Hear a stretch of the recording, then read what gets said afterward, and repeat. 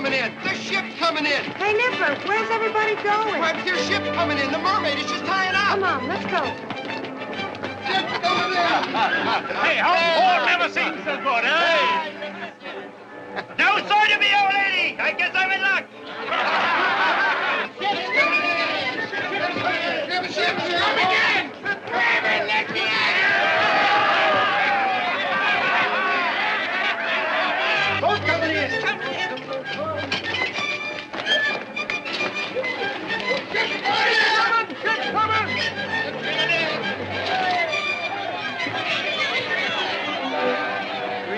It's been. Looks like all the lasses in London have come down to meet us. Don't keep them waiting. I'll pipe you ashore, mate.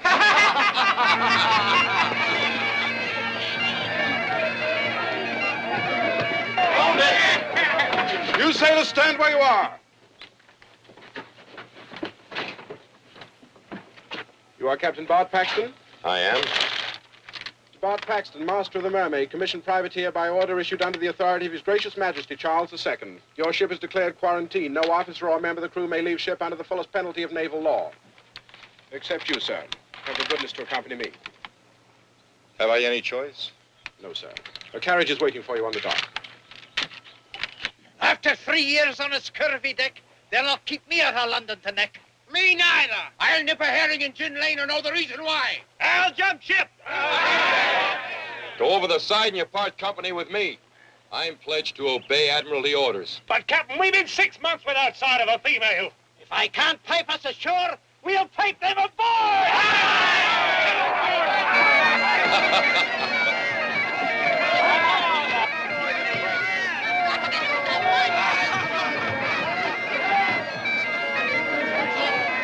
Oh, there, Kipper. You're a bit young for that party. I think you'd best go with me. Where to, sir? I don't know. That seems to be the Redcoat's secret. You want me, Captain? No. The boy's going with me.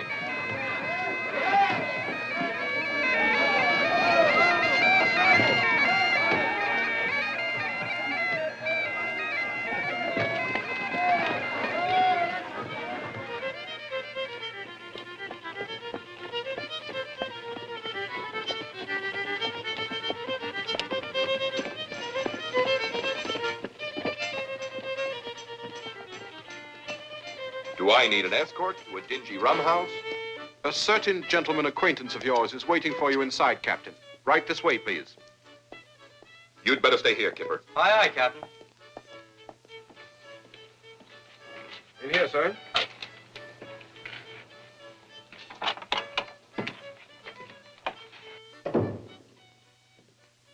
Sir Francis Crawford. Oh, Bart, you young scoundrel. Sorry to use these cloak and dagger tactics to get you here, but what I have to tell you is not exactly official Admiralty business. Thought you were still Royal Governor in Madras. I'm dry docked at the Admiralty now. Sit down, Bart, sit down. Glass of sherry? Bart, I've an assignment for you in the West Indies. It's going to make what we did in Madras look like child's play. We scuttled a few galleons together, didn't we? There's no more adventure since we made the peace with Spain. The armistice has changed England's problems a bit, but it hasn't ended them. You've heard of Henry Morgan. That blood-soaked pirate. Surely you wouldn't be asking me to serve with him. No. Destroy him. Morgan's returned to his old trade, buccaneering. I want you to root him out of Tortuga, wipe his fleet from the seas. It might be done, if I could muster some of my old officers who served with me when I was Royal Navy. Gentlemen officers? Pirates don't fight like English gentlemen. There are no rules of war in Morgan's book. The 3 gentlemen I'm thinking of could sink the devil. Then get them. I've already ordered your ship to be refitted.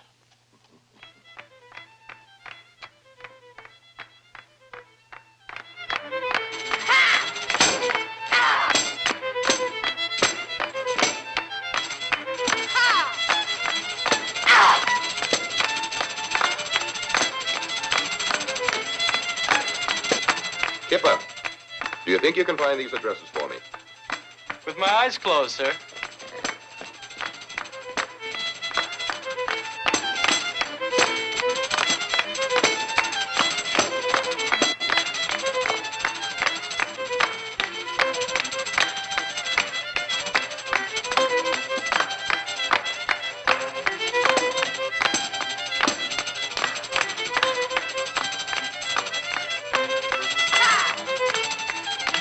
Stop, thief! She stole my purse! Stop! Stop, thief! You talking to me, mister?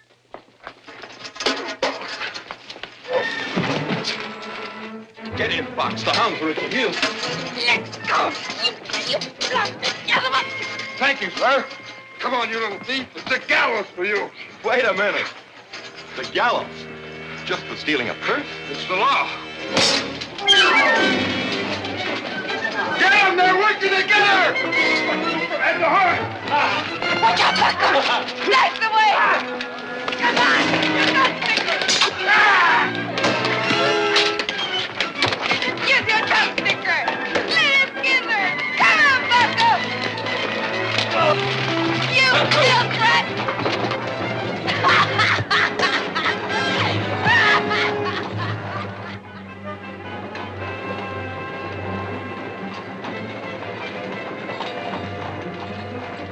That dirty scum! He made me spill all my coppers. Your coppers? Finders keepers, says I.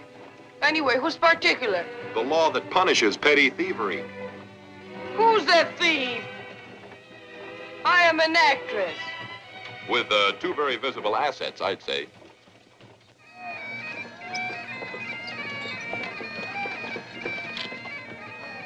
That's my ship. You'll be safe enough now. Oh, one piece of advice, though. If you hope to continue with your acting career, you're going to have to learn to keep your hands in your own purse. I'll do without your advice, sailor. And never fear. The gypsy told me I ain't gonna enter no gallows, be whipped to no stocks, or be shipped to no colonies. Because I'm smart. That's what. Hey! My name is Meg. What's yours? Nice meeting you. Goodbye. The three gentlemen are waiting in the wardroom, Captain Bart. Good lad.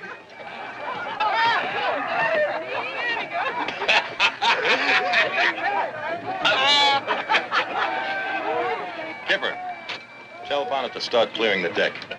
This hulk's beginning to smell like gin lane. All right, Captain. Let's have another drink. Hello, Wally.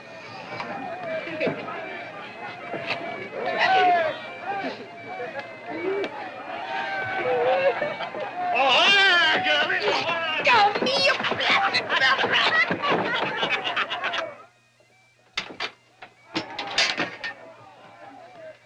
Now, you wouldn't have let anybody get away with that a year ago.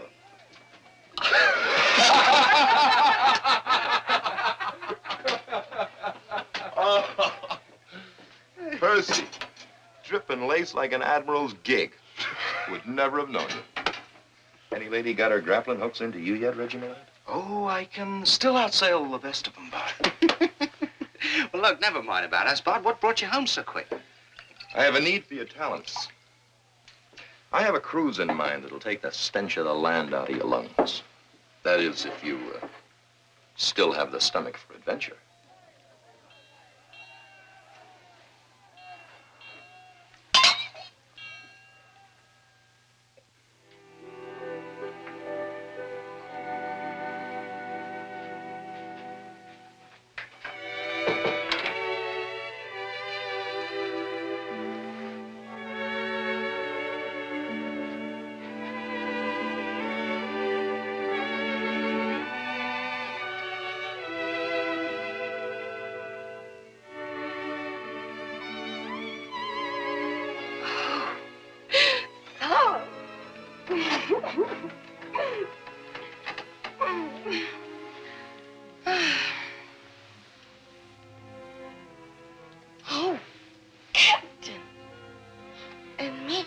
my boudoir. But, however... Oh, please, Captain, how can you take such liberties? But, however...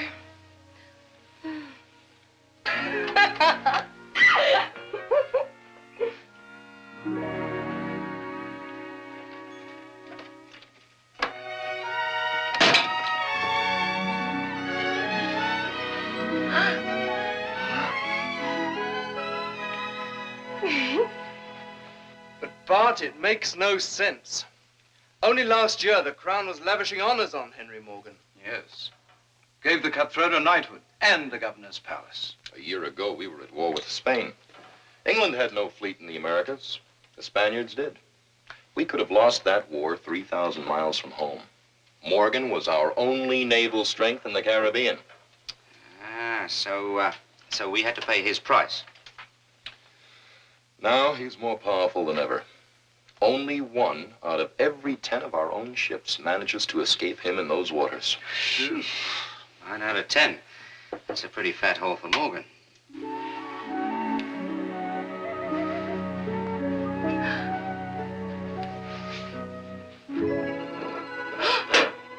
Lord love a duck. Sparklers.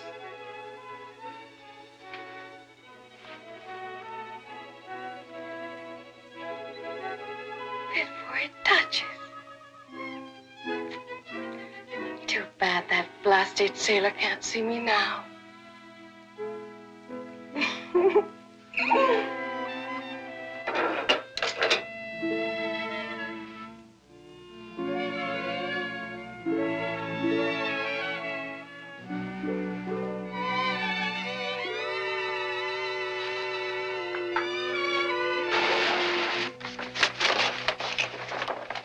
Our crown colony of Jamaica is starving.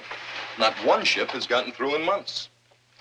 Morgan's men patrol those waters like a pack of hungry sharks, devouring everything. And he's turned the island of Tortuga into a buccaneer kingdom. This Tortuga, is it too strong for a British fleet to crack open? If the Royal Navy were to attack Tortuga, Britain would be plunged back into war with Spain. Well, just exactly what does Sir Francis expect us to do?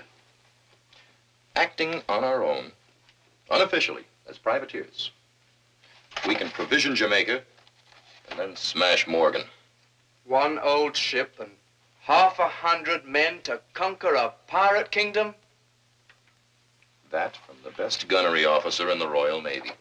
We fought odds almost as great before, and the Mermaid's being fitted with new cannon and all the powder she can hold. Well, it's impossible, of course. For anybody but us. What happens if we get caught? If we get caught, the Admiralty won't be able to pull our chestnuts out of the fire this time. And if we succeed? There will be no reward too great. I have that on the word of Sir Francis Crawford himself. Any more questions? When do we up anchor, Captain? We sail with the tide.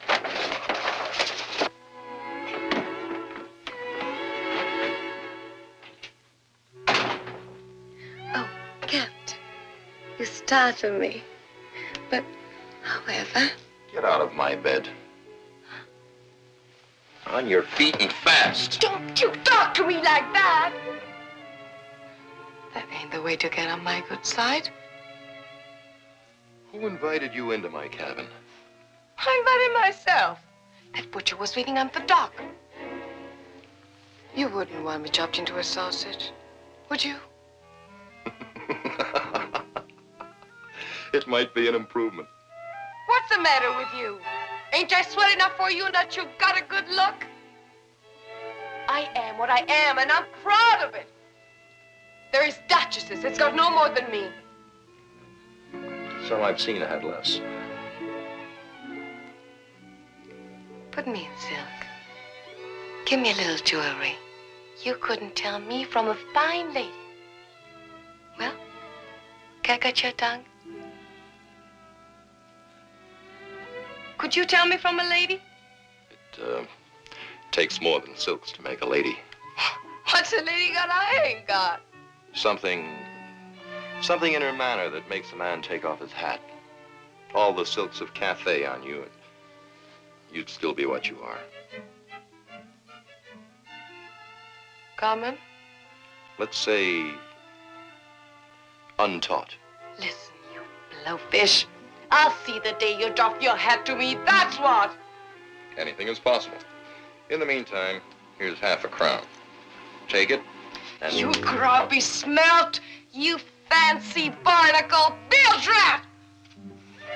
You have a pretty salty vocabulary for a street duchess. I rather like you in a rage.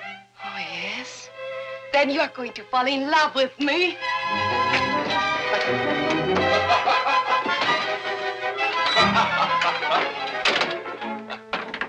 If she doesn't leave soon, drop her over the side. Aye, sir. But take care. The lady has claws. Aye, sir.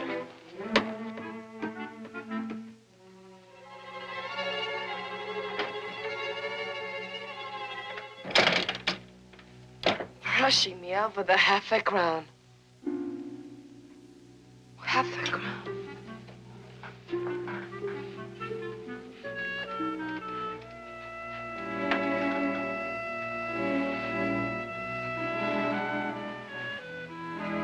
Common, says he. Oh, Meg. The sight of you would melt an earl. Or maybe a king.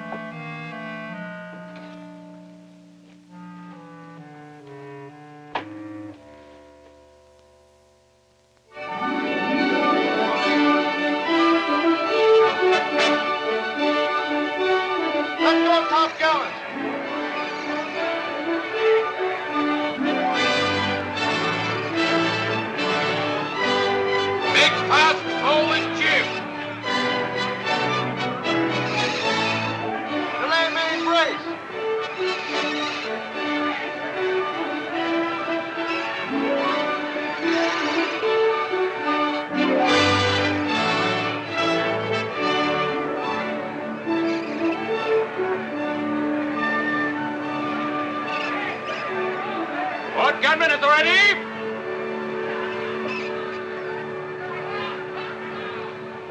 Port batteries loaded and ready, Lieutenant. We'll dispense with naval rank this crew's bonnet. Aye, sir. Chain bolts number 3, they're too loose. Gunner, your slow match is too short. It'll blow your head off.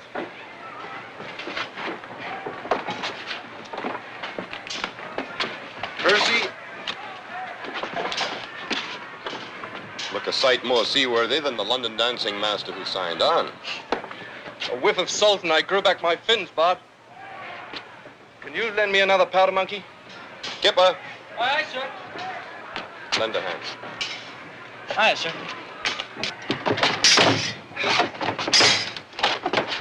Say, is somebody boarding the ship?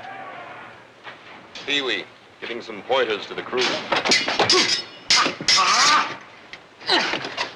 Very good. Right now, gentlemen, enough of the finesse. Now, I can't tell you how to use one of these things. You all know that. Otherwise, you wouldn't be on this ship. But I can tell you that the gentlemen that we're going to meet with in the course of the next few days have no set of rules when it comes to deck fighting. So when there are no rules, you make up your own. And here are one or two that may be useful to you. We'll try you. Now, wait, whoa. Now, just relax. Take it easy, huh? Now, hold that. Now, that is is lesson number 1. Never trust anybody. Now give me the pig sticker.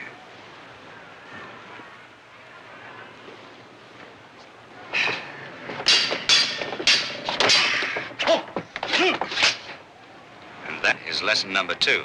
Never turn your back on anybody. Remember, men, the next time won't be practice. So lively does it. Range 200. On the upwave. Fire!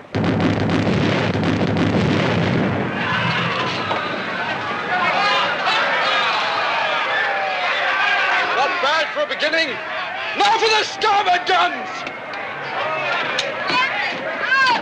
Let me out of here! Let me out, you dead rat! Open it up! Let me out! Let me out! Let me out! Let me out! Open it! Let me out! Let me out! Let me out of here! Let me out!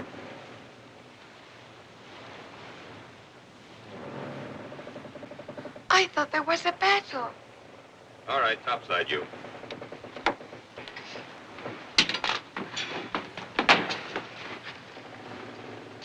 I told you to drop her off at the dock. There was no sign of the lass in your cabin afore we shoved off. I had no wish to sail on your rotten boat. But that butcher was swimming on the dock, sliced my gizzard. What are you doing in that dress? I didn't steal it. Just wanted you to see I could look like a lady. Well, personal cargo, Bud? Stowaway! Of course, you could put her over the side in a longboat. She might drown. Or worse, she might not. I'd drop you over the side, but you'd only poison the fish. I don't mind a short sea voyage. You've got one. 3 months. 3 months?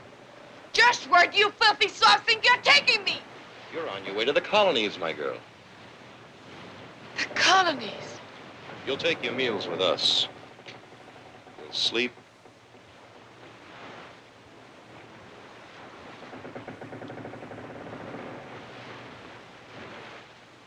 There's a sail locker under the wheel deck. It's yours till we put you ashore in Jamaica.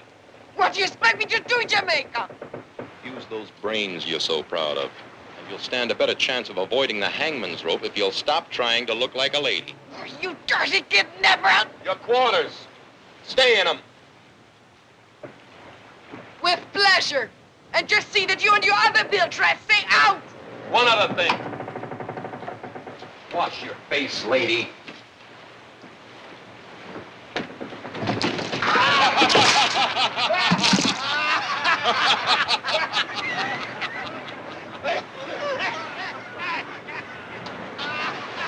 Go ahead and laugh, you pretty hyena.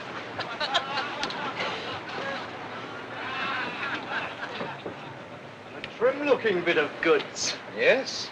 And the longer we're at sea, the trimmer she's going to look. To me. The man that opens that door gets himself a keg of trouble. But you must admit, Bart, that little trouble has a well-turned ankle.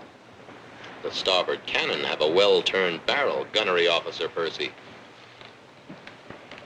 Wonder if she'd like to learn the minuet.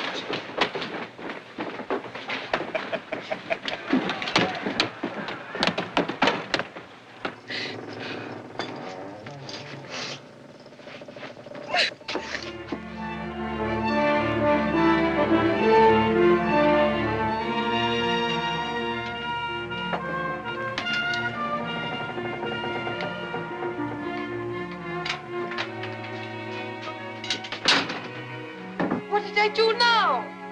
Well, you didn't do anything. You just entered the room. Oh. You sit there.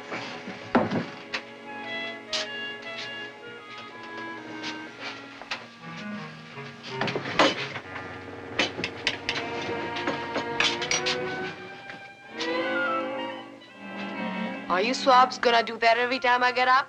It's customary. When a lady rises, sit down, gentlemen.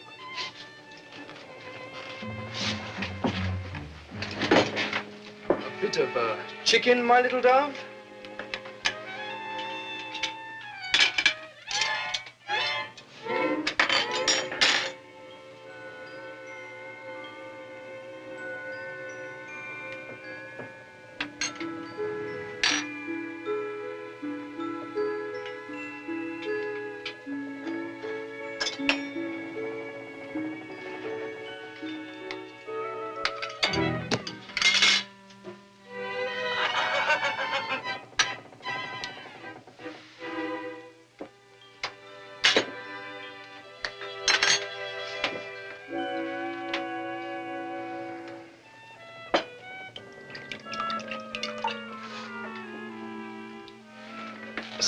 child.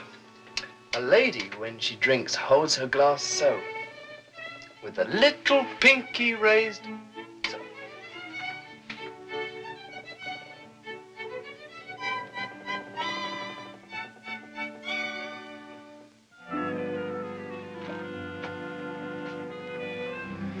You're wasting your time, Mr. Gunnery Officer. I think she's doing rather well. Him? He wouldn't know a lady if she up and bit him. Ladies don't bite. This one does. And you've got the marks to prove it.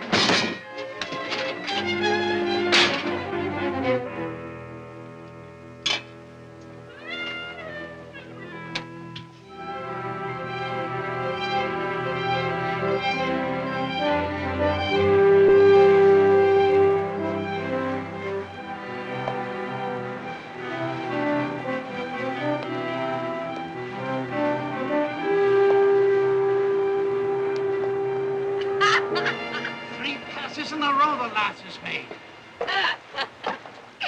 One more, and I'll have your pantaloon. Come on, get your compass now, mate. Let's hear 5 shillings. You cannot beat that, lass. Never seen such luck. It's a rather fantastic luck for a ruddy fat. Which I'll put an end to. Back to your quarters, men.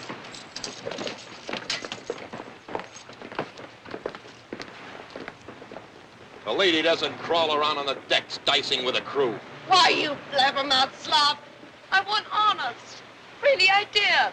Neither does a lady go around calling people blabbermouth slobs, stinking squids, or blasted swabs.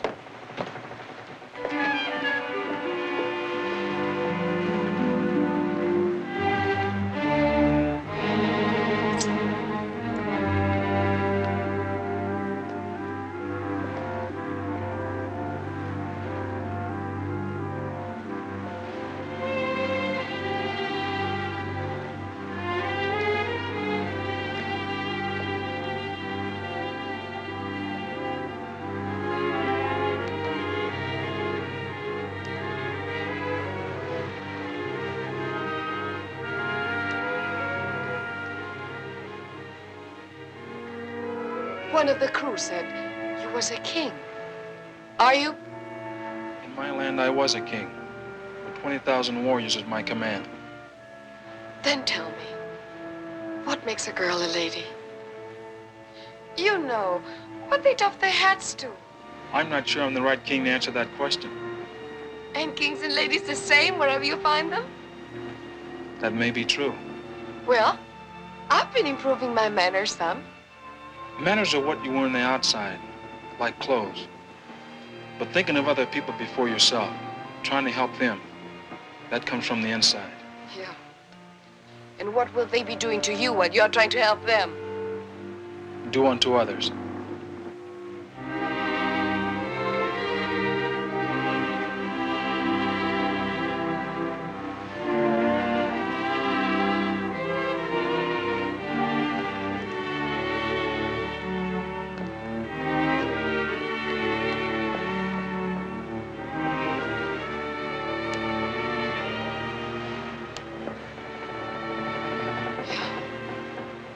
I see.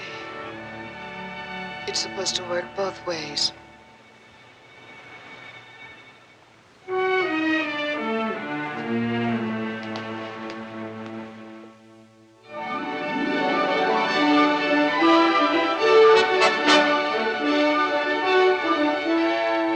look, Meg, you haven't quite got it right. Look, you give me the fan. I'll show you.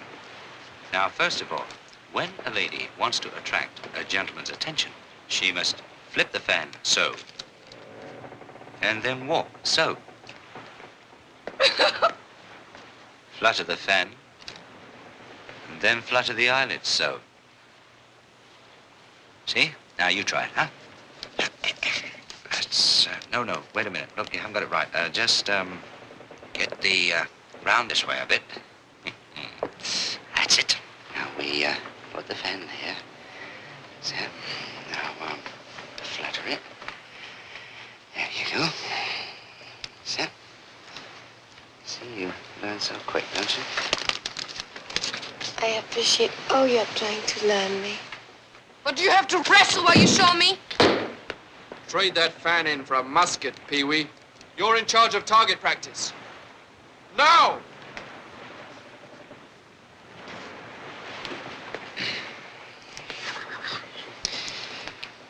We shall continue the lesson on the afterdeck tonight.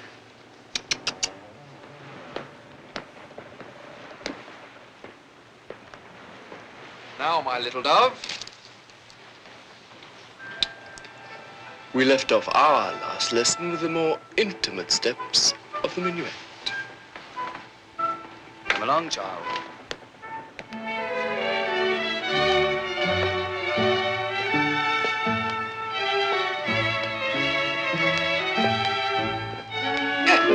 Does this go with the minuet? Like fish goes with chips, sweet child. The blending of our inner souls. Inner self, my foot. Lieutenant!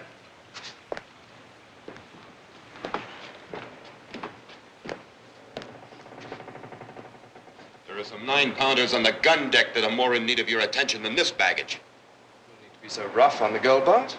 I'm running a fighting ship, not a finishing school. Aye, aye, sir. See you on the afterdeck tonight, Pigeon. Okay.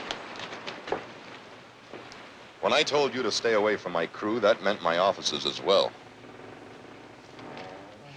Your jealousy is showing, Captain.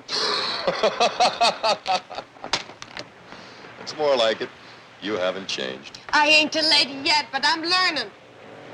Just what have you learned so far? That there is other people in the world to think of beside myself. But it's supposed to work both ways. Everybody on this ship is trying to help me but you. You ain't learned me nothing. I haven't taught you anything. That's what I said. Taught you, not learned you. Taught me? And you'll find a clean change of linen in my sea chest. Thanks, Bart.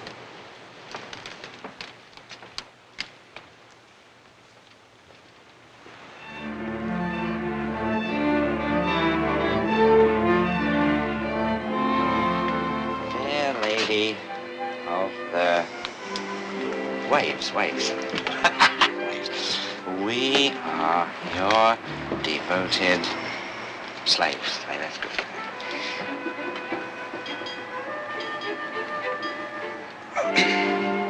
Terrible. No wonder you're still a bachelor.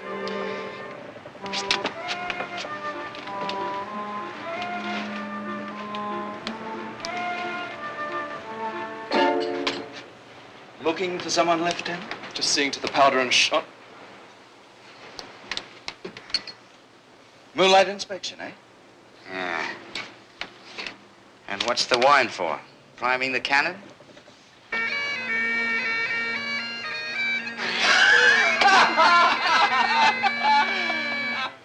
Well, that does it. Gentlemen, seeing the young lady has been untrue to us all, shall we drown our tears together? Right.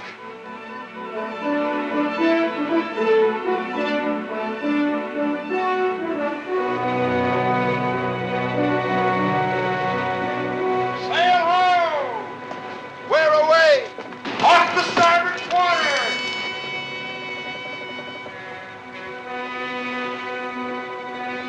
Big in the belly and a double row of gunboards. It's one of Morgan's flotilla. At last, we're in luck. She'll sight us in a minute. Sail hands aloft! The rest of you men, man your posts and stay out of sight. Pee-wee! Aye. The deck's yours, poet. Get those women topside on the double.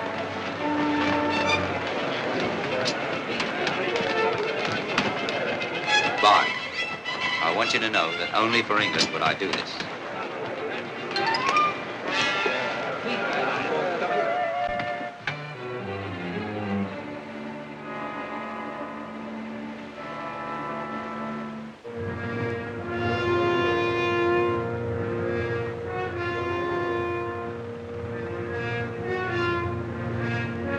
Levantine trader. Seen a lot of them when I was combing the Mediterranean with Morgan. Slow and cranky, by the looks of it. Steering like a mud turtle. Take a look at what she's got for a captain.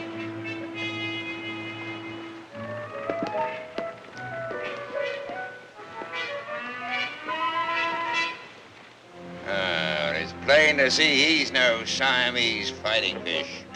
He wouldn't be this far from home if they weren't loaded to the gunnels with a rich cargo. We'll lighten our load. Cut out the sails! Hoist up the Jolly Roger! We'll scare the juice out of them.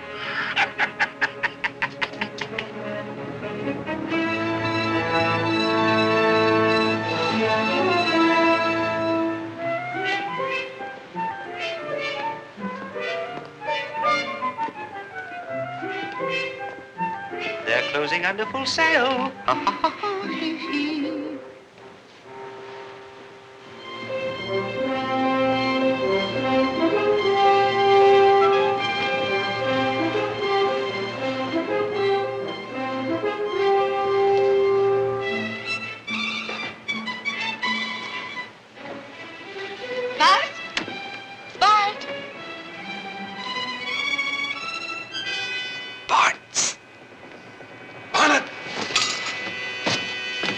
Throw her in the brig. What in the flaming blazes did I do now?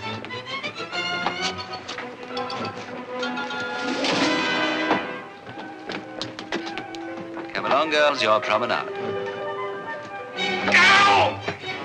Come on, get in there now. Let me out! Let me out! Let me out, you scurvy swine!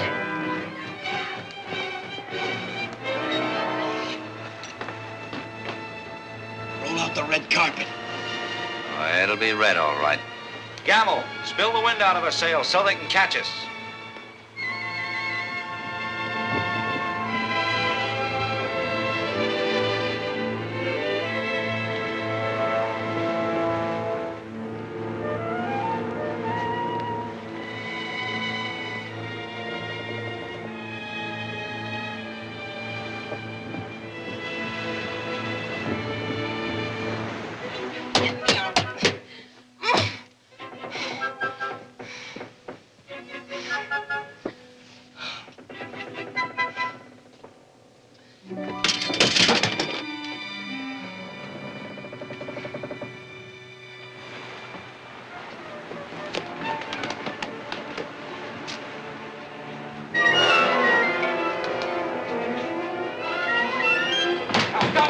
Stop, in the name of the king, stop! Now, you I'm on board. Don't you dare. The Barracuda of Sir Henry Morgan's flotilla. Don't you wait. Surrender your ship or we'll scatter you.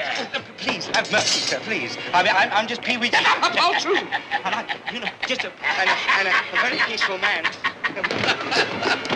and not in the least. This jellyfish looks soft enough to eat. Yeah. Well, look, we have a very rich cargo, silks and spices and and spices and things, and you know, perhaps we could make a bargain. Bargain? What kind? It's sweet.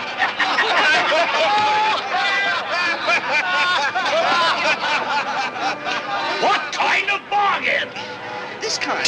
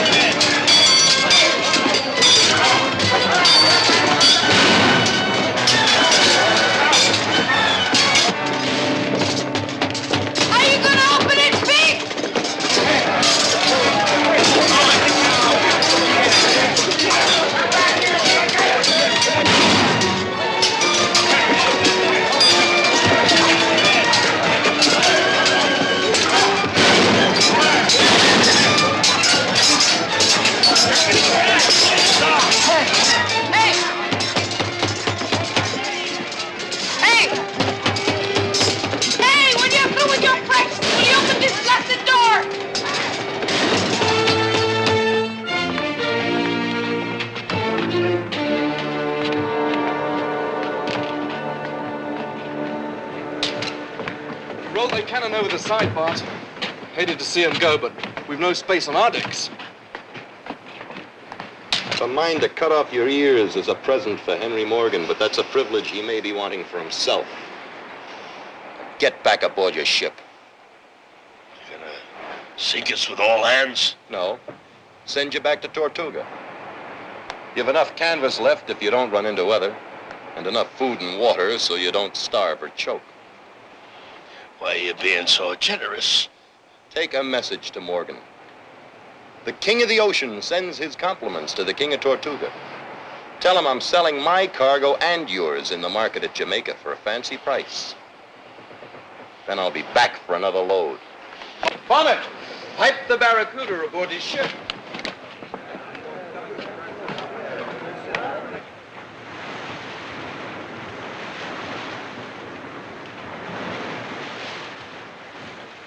That'll twist Morgan's tail for him, eh, Bart? Luck played with us. But it'll take a lot more than a masquerade to smash Morgan. All right, men, let's clear these decks. Looks like a thieves' market. All right, I'll do it, mate. Let's not move right now.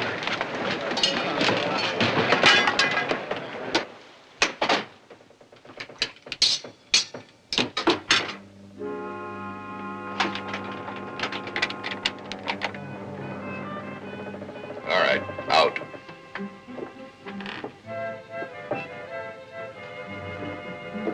Very considerate of you, Captain.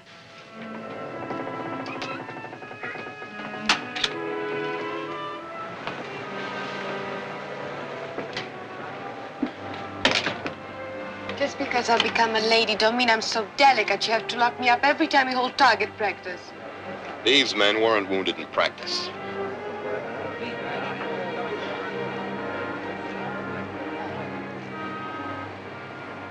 What happened? We were attacked by one of Morgan's ships. You were protecting me. If you'd stop preening yourself long enough so you could see further than your own reflection in a glass, maybe you'd make yourself useful for a change.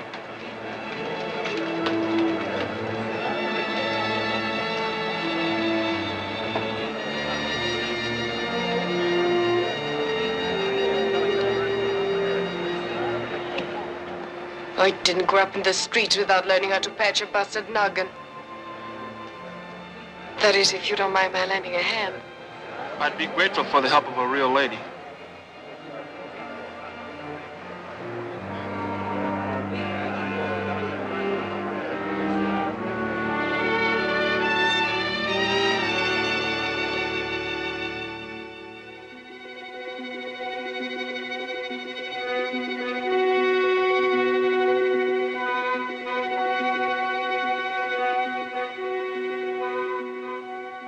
It's the ship below, right enough. Sneaking home with her tail between her legs. The Barracuda's gonna have some mighty tall explaining to do to Morgan, I'm thinking.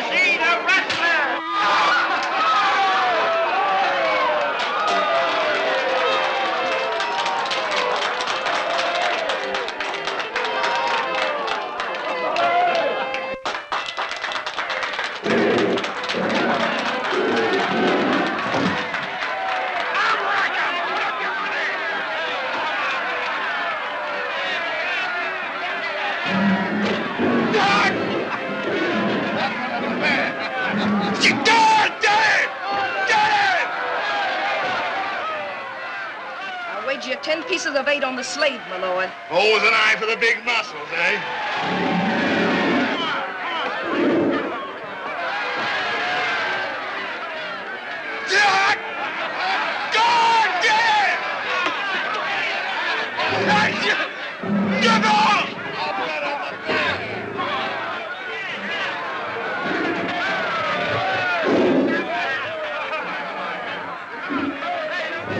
If he wins, can I have him?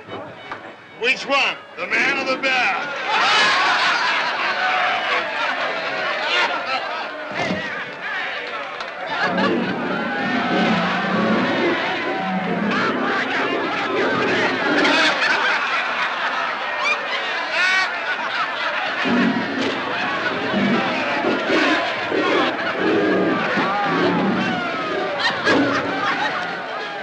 You ain't won yet, my love.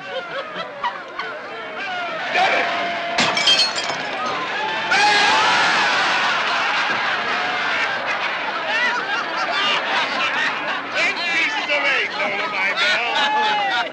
That's the Morgan luck for you.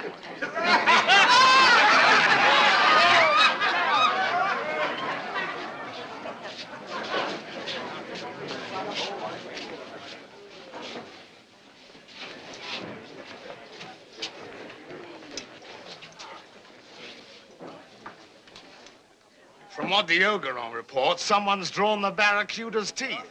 A milk sop merchantman, the mermaid. We boarded her and walked into a trap. Aye, that it was, Sir Henry. As bloodthirsty a crew as any in the Brotherhood. They was in hiding and jumped us. Cut us down before we had a chance. And yet left you alive to come slinking back here to Tortuga with your tails between your legs.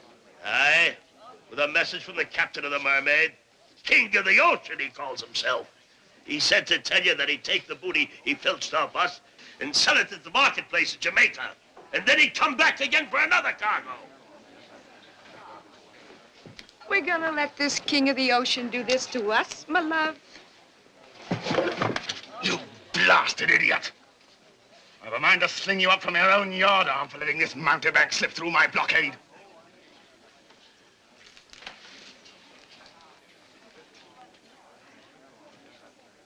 King of the ocean, eh? Well, we'll soon see how long he keeps his crown.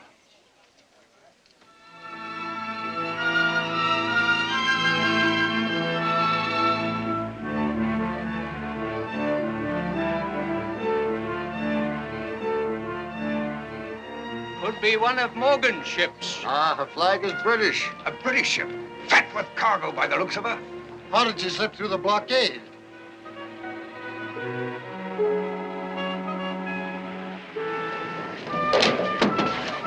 Make fast forward. Here, lad, catch this line.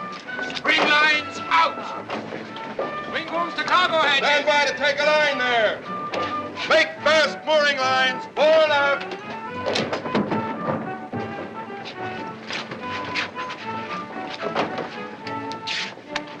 Well, Jamaica seems mighty pleased to see us, Bart. They'll be a lot happier when they see the supplies we've got in our hold for them. Make that forward line a little tighter. Percy, I'd better get those bills of lading ashore before these good citizens attack us. Take charge.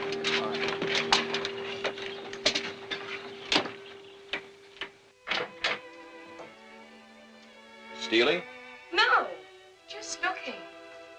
It's beautiful. Must be worth a fortune since you keep it so special. It's worth more than money.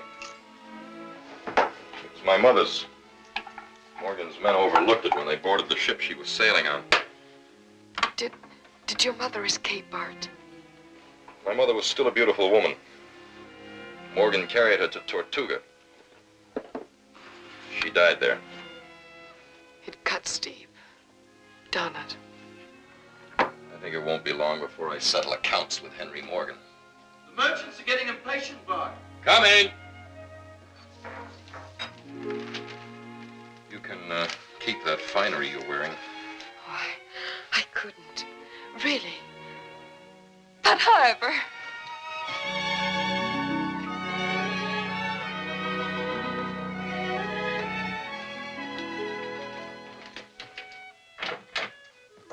Oh, sail clear of butchers armed with cleavers.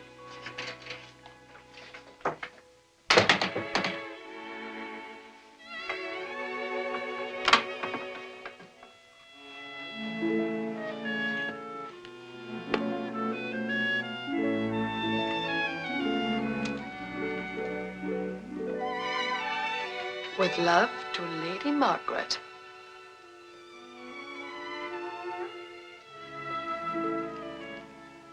I'm thinking you'll be coming after me. Captain Bard. Say, who's captain of this ship? I am. My name's Randolph. Buy and sell everything. Biggest merchant in the colony. Stevens here. Taylor. Did you bring any cloth? Justin's shoemaker. I need leather badly. Hawkins here. I'm a baker. Did you bring any flour? You'll all get a chance to bid on our cargo as soon as it's cleared customs. Oh, I'll handle that for you. Buy your whole cargo at your price and take care of customs out of my own pocket. Out of our pocket, you mean, when we have to come to you to buy it? Captain, give us a chance to bid. Yes, give us a chance to bid, Captain.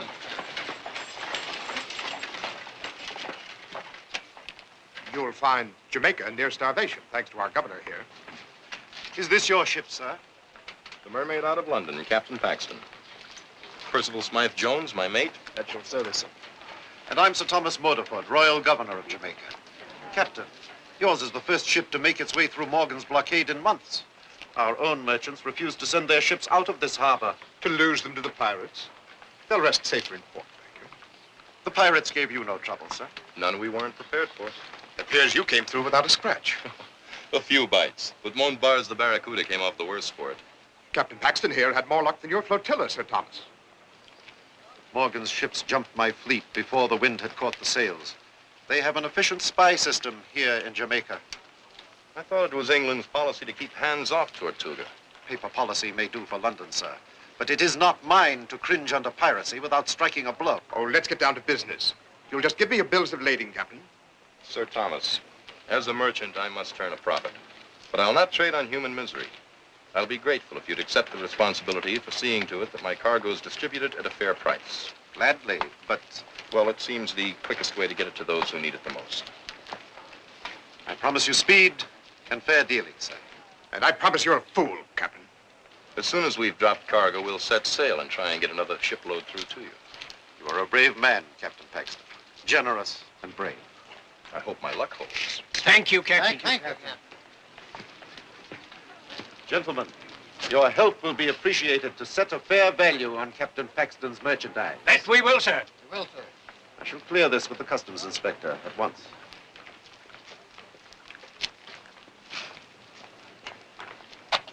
Sir Thomas, excepting for one flaw, you'd be a first-class governor. You trust people.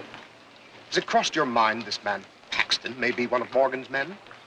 Does it seem reasonable that one of Morgan's spies would go to that length to gain our confidence? Highly reasonable.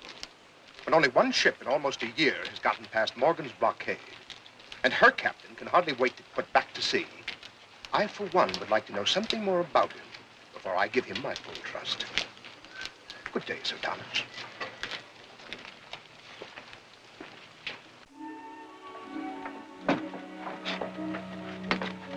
Meg, you're leaving us. So the captain has told me.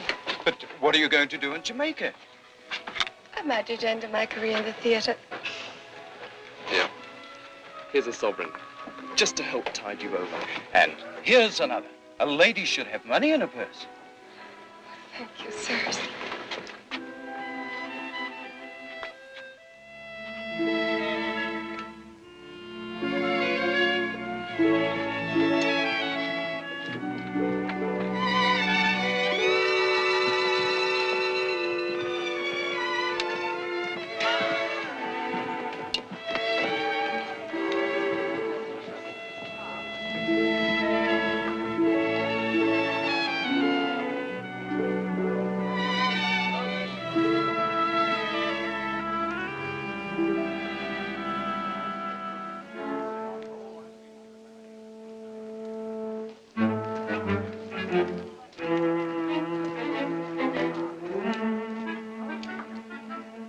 Welcome to Jamaica, my lady.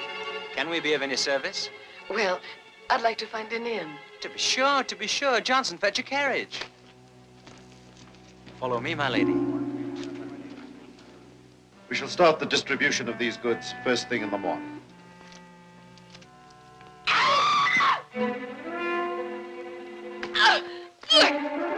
Down that street! Hurry!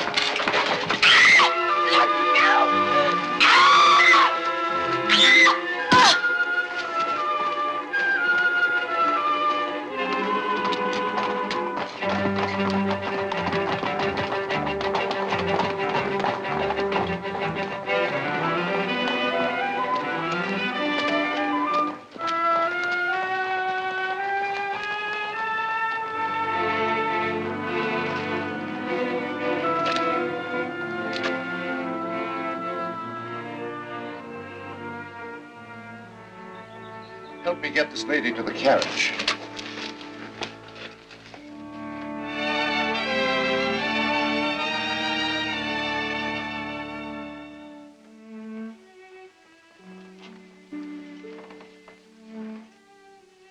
The doctor said she'd be unconscious for several hours yet.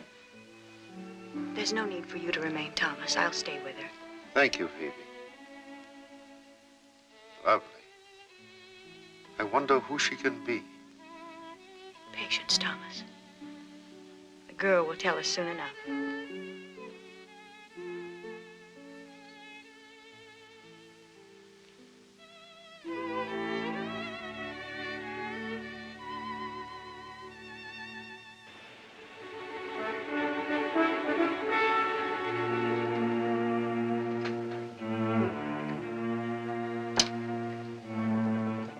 I've seen more cheerful faces dangling from a gallows. It's just that, well, something's missing. Yeah. Little Meg. I don't know, the ship seems sort of empty without her.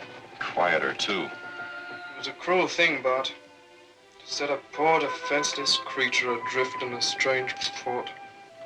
Don't you worry about Meg. She can take care of herself. Let go of me! Let go of me! She's coming round. Poor little thing. Miss. Miss. Lady Margaret.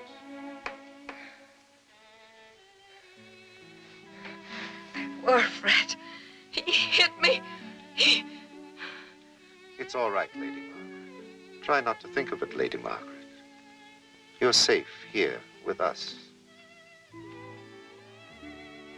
I'm Thomas Motorford, governor of Jamaica. And this is my cousin's widow, Phoebe Weldon. You've been unconscious, my dear, but the doctor says you'll be fine after a rest.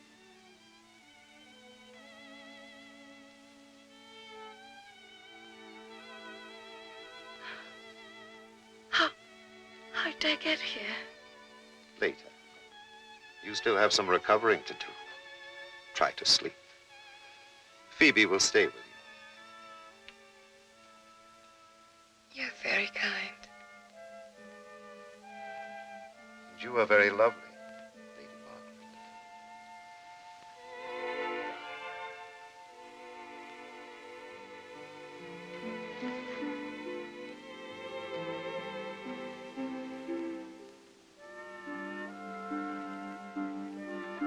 Thomas, where do you think she came from? We've heard nothing of the arrival of the Lady Margaret. I'm sure there's a very simple explanation. Her confusion is quite natural, Phoebe. The doctor said she might suffer a loss of memory.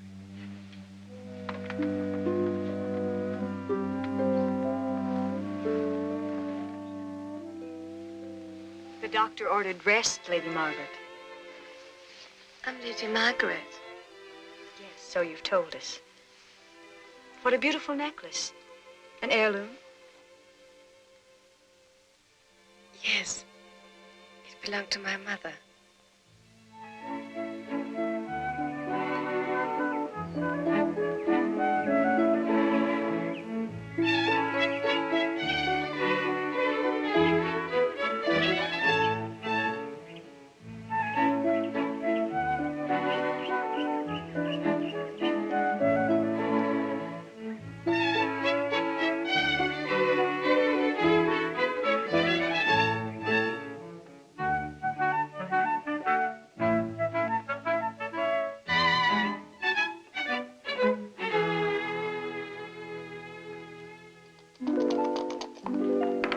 Customs must have changed in London. When I left, backgammon was all the rage. I win again. That's 14 pounds you owe me, Sir Thomas.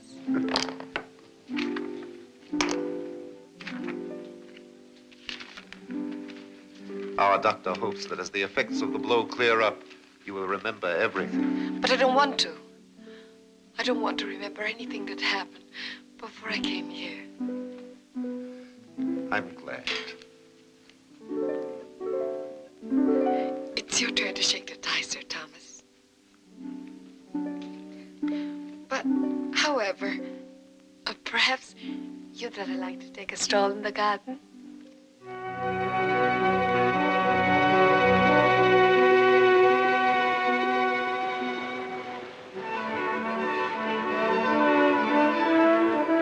King of the ocean. Run up the signals! Weren't for Morgan's orders, I'd throw a broadside into his hull. Well, if he doesn't answer our signals, let's blow him apart.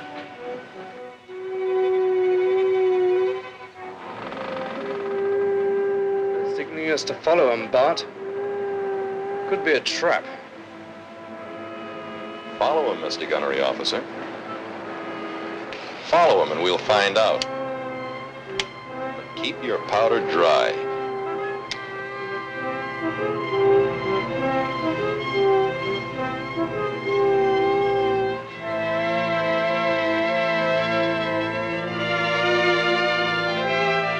Tell Morgan he's got a royal visitor.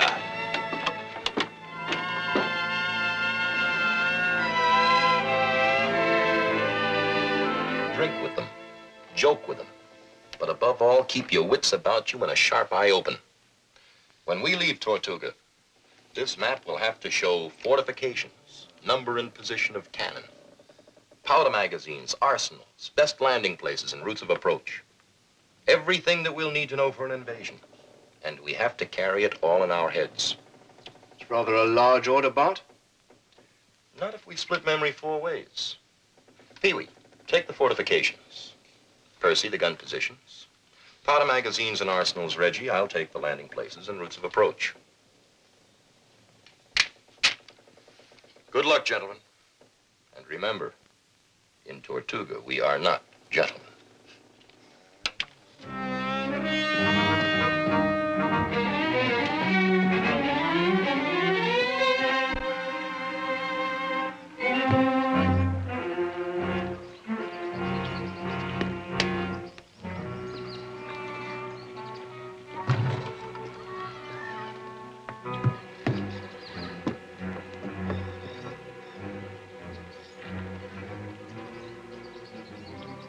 King of the ocean, eh?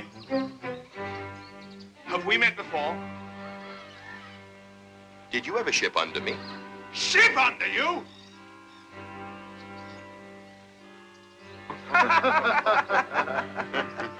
Well, not unless you're the King of England. I served him for a while, then I went back to serving myself.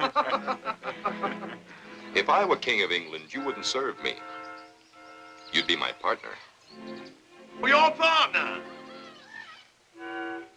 Think me if I don't admire your gall. This way, your majesty. After you, your majesty.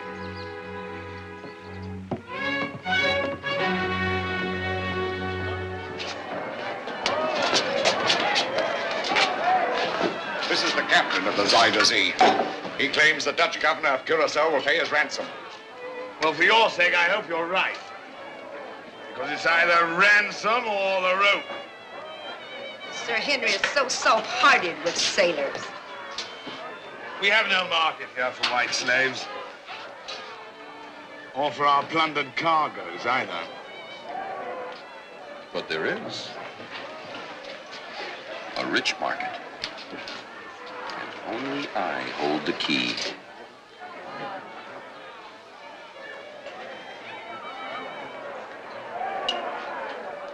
Out! Everybody out! Not my captains. Captains, stay. Now, Paxton, you've been my guest for a while, and we've done our best to treat you royally. True? That you have. You've entertained us like visiting sultans. I didn't come here on a pleasure cruise. No, I didn't think you had. Otherwise, my forts would have sunk you in the harbor. When you looted the Barracuda ship, you hurt my purse. Not to mention my pride. Bring Sir Henry a little balm for his pride.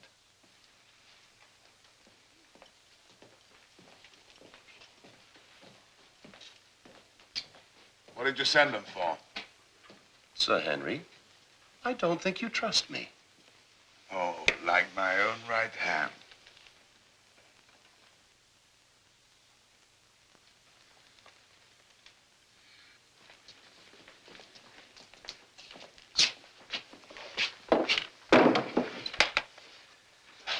Here's your tally book, Captain. You'll put that pistol down a minute. Take a look at that.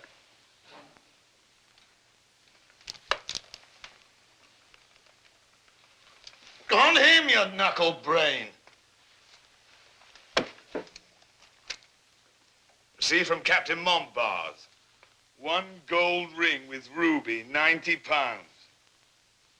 27 bolts silk cloth at 22 shillings.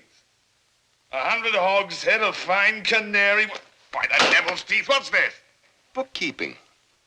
A complete list of everything I received from you and what it brought in Jamaica. Minus a small percentage for my trouble, of course. And here is your half share of the partnership, Your Majesty. Good coin of the realm. Care to count it?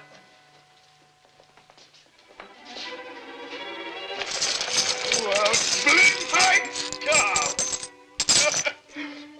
With what we've got sold it away here in Tort, we can keep you busy for the next 10 years. Partner!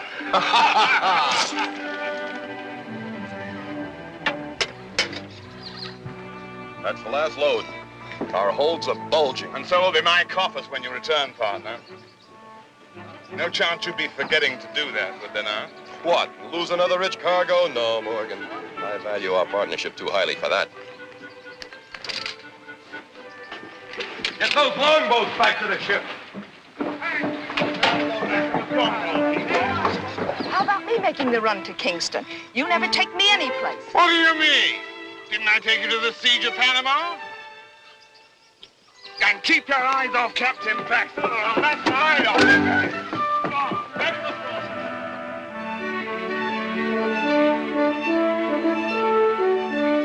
Now, there are 4 6-foot walls about here.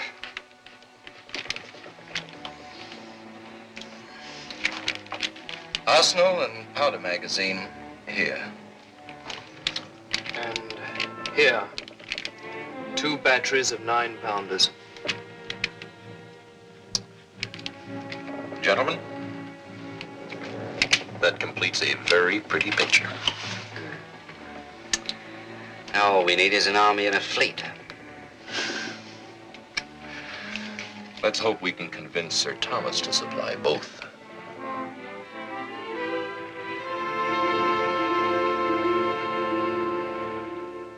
Tonight I must insist upon pleasure before business, Captain.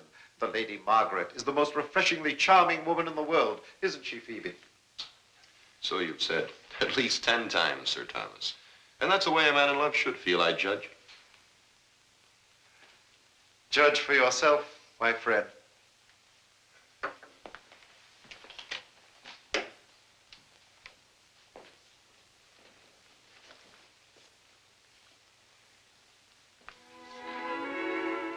Each hour increases your beauty, Lady Margaret.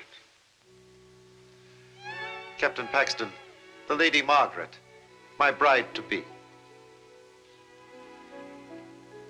You said I'd be charmed. I'm staggered. She is kind enough to pretend to enjoy our simple colonial life after London society. You look as though you've met the Lady Margaret before, Captain. Indeed I have. The lady was a passenger aboard my ship. Splendid. Then you can clear up the mystery still clouding Lady Margaret's mind. She received a blow on the head from a dock ruffian and cannot remember her last name. Her name is Darcy. Lady Margaret Darcy. Oh, Darcy. It all comes back to me now. Oh, thank you, Captain. You're a lifesaver. Always glad to help a lady. I cannot tell you how she has brightened this gloomy palace. And I am enchanted with the new London expressions, so colorful. Rather astonishing, I'd say. Isn't it time for dinner, Thomas? I'm sure Captain Paxton would rather eat than chatter. After dinner, I promise to desert the ladies and give business my full attention.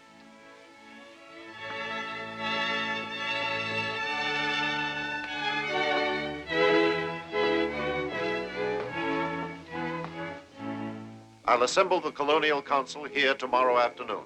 I hope they're as ready for the fight as you are, sir. Your map should put some fire under them.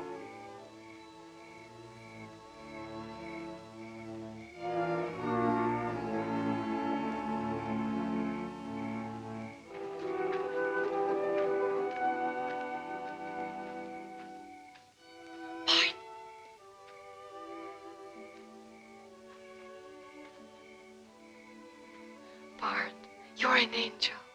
And I like the name of Darcy. It was my mother's maiden name. Then you won't give me away, will you? I haven't yet decided. Lady Margaret. I didn't steal it. I only took it so it'd come after me. Yet you used it to deceive a gentleman. You don't really intend to marry Sir Thomas? Why not? No one else has asked me. He's a fine man, Meg. And Meg is gone forever. Don't you understand it? I've changed. have you? Lay off. Lay off, you swab. No, you shouldn't.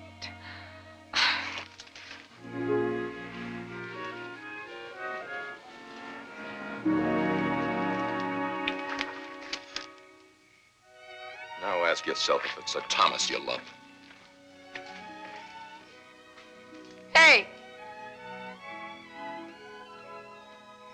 You forgot your necklace. It's my belief, gentlemen, that this map will be the means to destroy Morgan's stronghold.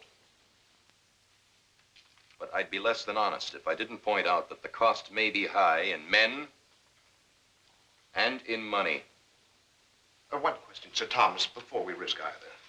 How was Captain Paxton here able to map Tortuga when none of us have been able to get within sight of it?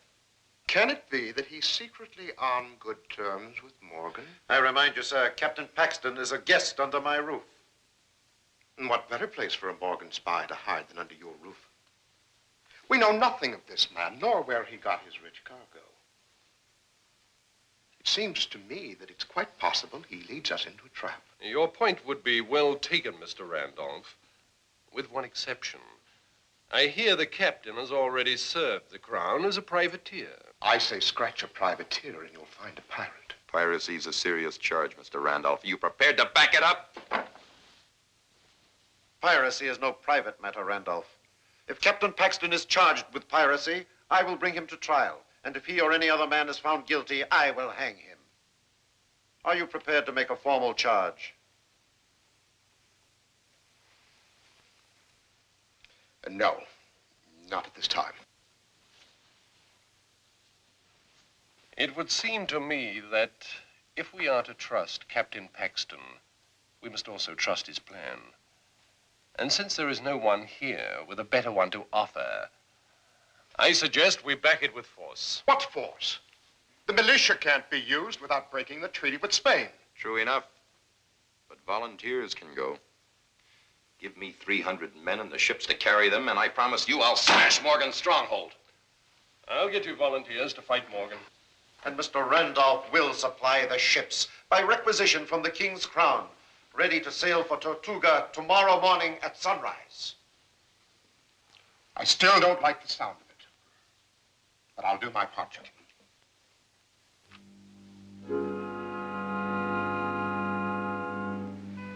Lady Margaret, you're keeping Sir Thomas waiting. Thank you, Phoebe.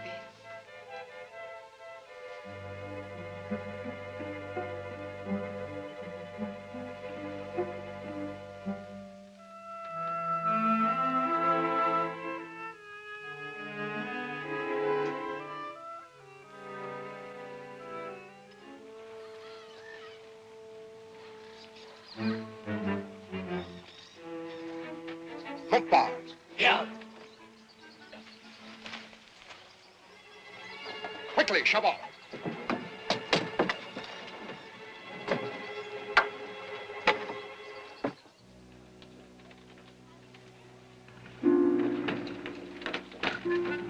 Bart.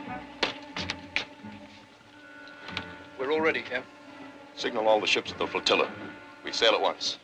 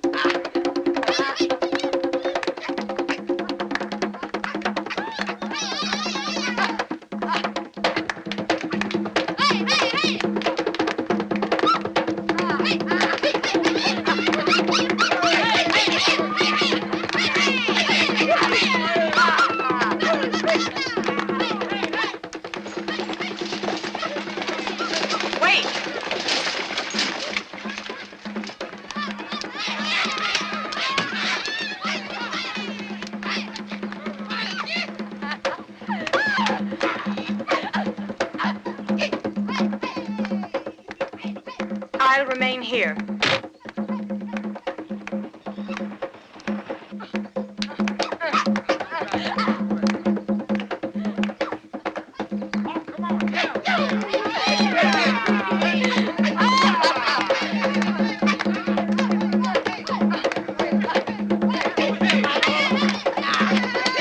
Lady Margaret!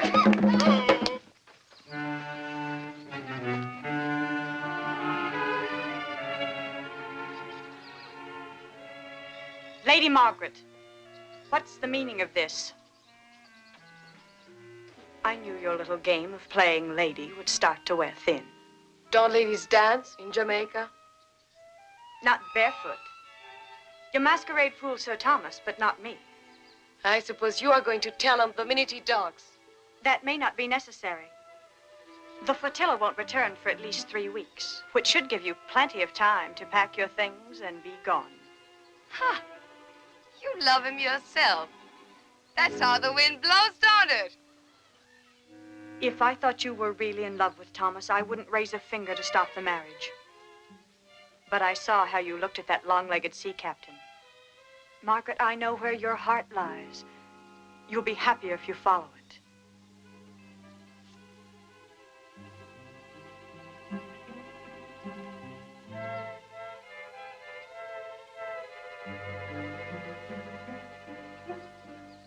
Well, I was getting fed up playing the lady anyway.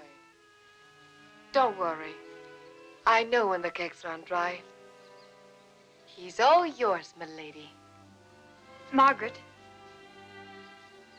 if there's ever anything you need.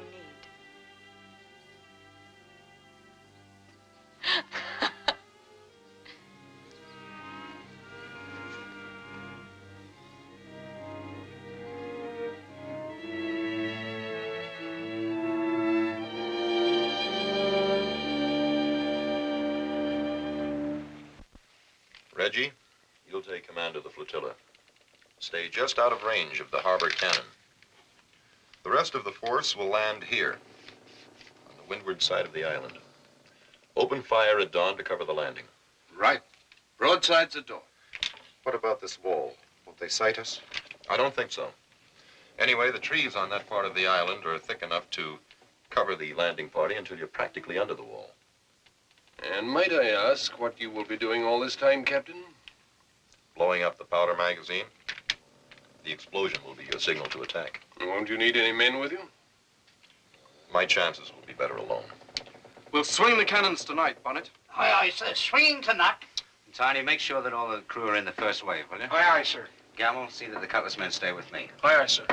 And my volunteers will cover the landing party.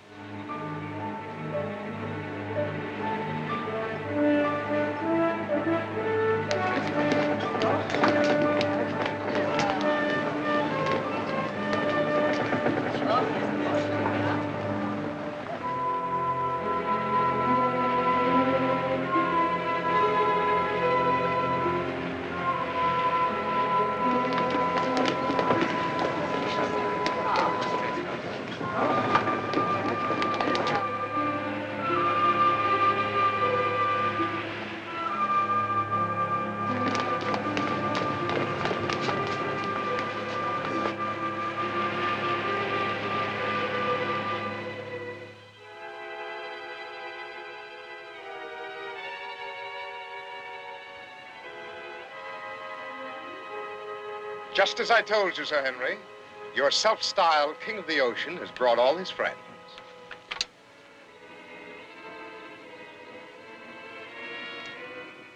Let them land.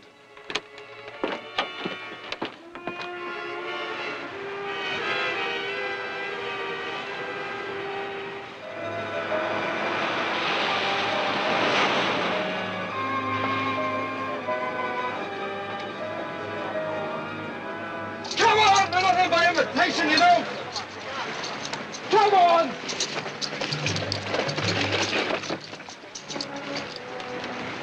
Come on, hurry up!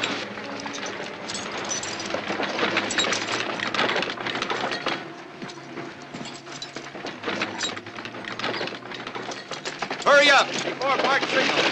Come on, step line in that. We've got to reach the wall before bark signal. Come on, eat it up.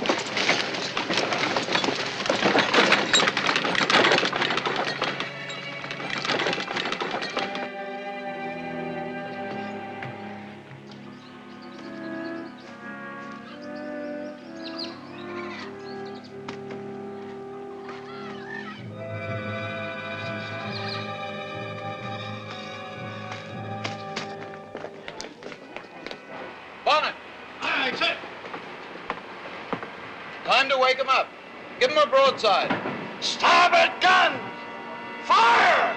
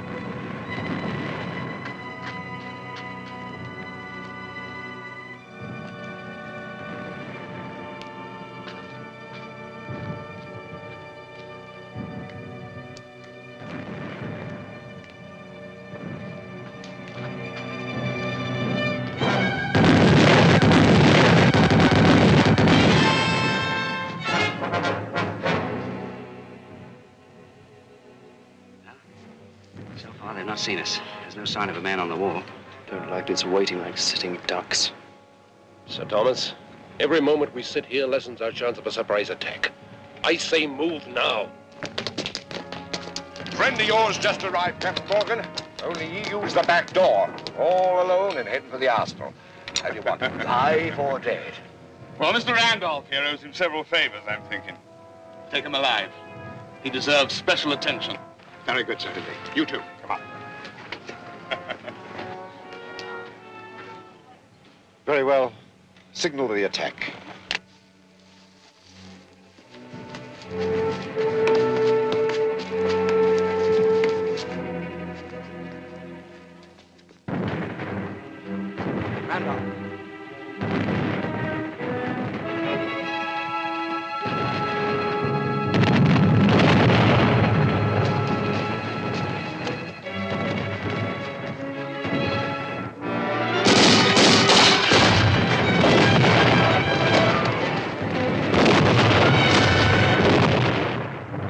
this is Paxton's surprise. The traitor has led us square into Morgan's trap.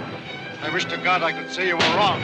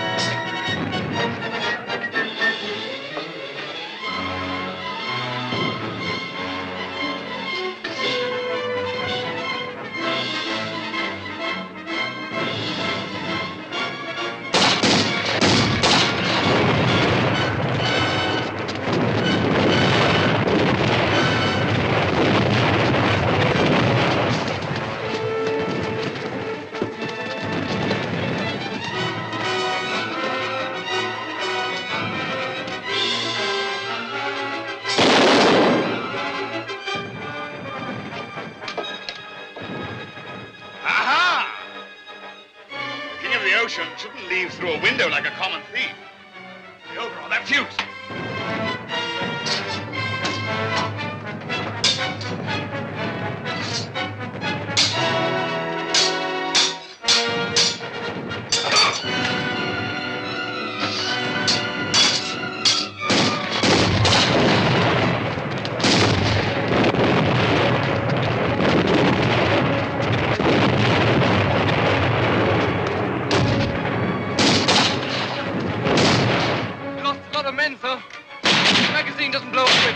I shouldn't suspect captain of yours. I need some volunteers. Command me, sir. Good. Get through if you can. Oh!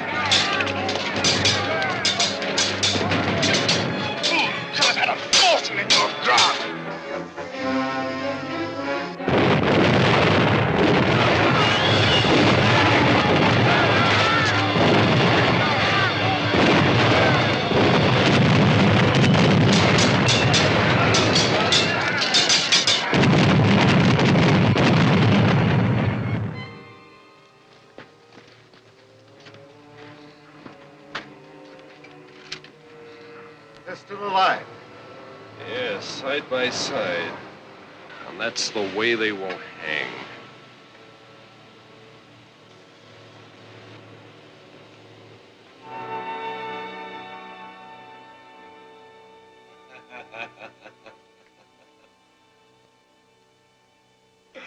Two gallows.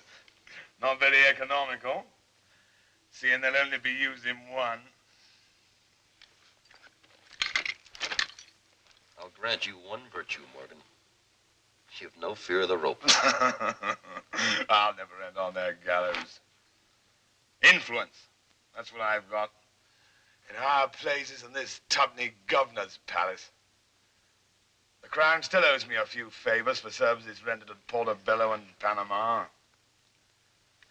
And I've evened accounts with you. By damning me at the trial. By denying Randolph was in your pay. Well, I have the devil's luck, you see. I'll cheat the hangman yet. Take more than the devil, Morgan. It would take an angel to get either of us out of here. I was told you had left the island. Not the island, only the governor's palace. But it's all for the best. Lady Margaret, Meg. Don't say it. I wasn't cut out to be a governor's lady. Or any kind of lady, I guess. The only real thing about me is this crest. And it wasn't my mother who wore it. Why have you come back to tell me this? It wasn't easy. You are the only man who ever thought of me as a lady. I'd like to have left you with that. But my cradle was 100 gutters. This crest belonged to Bart Paxton's mother, who was killed by Morgan. So you see, Bart had more reason to fight them than to join them. Perhaps Major Fielding's voice was so loud at the trial that it drowned out the truth and my own better judgment. I'll review the evidence at once. I'll be going.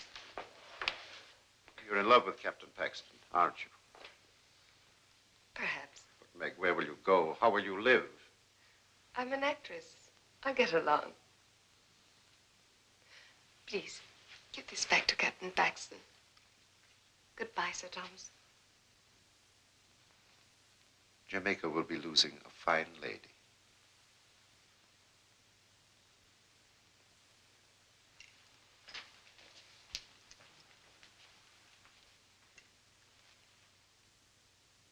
At your suggestion, I had Major Fielding search Randolph's house. Where I found definite proof he was in Morgan's pay. My judgment of you was too hasty, Captain. My neck thanks you for reconsidering, Major. But, Sir Thomas, how did you find out about my mother? From a lady who asked me to return this.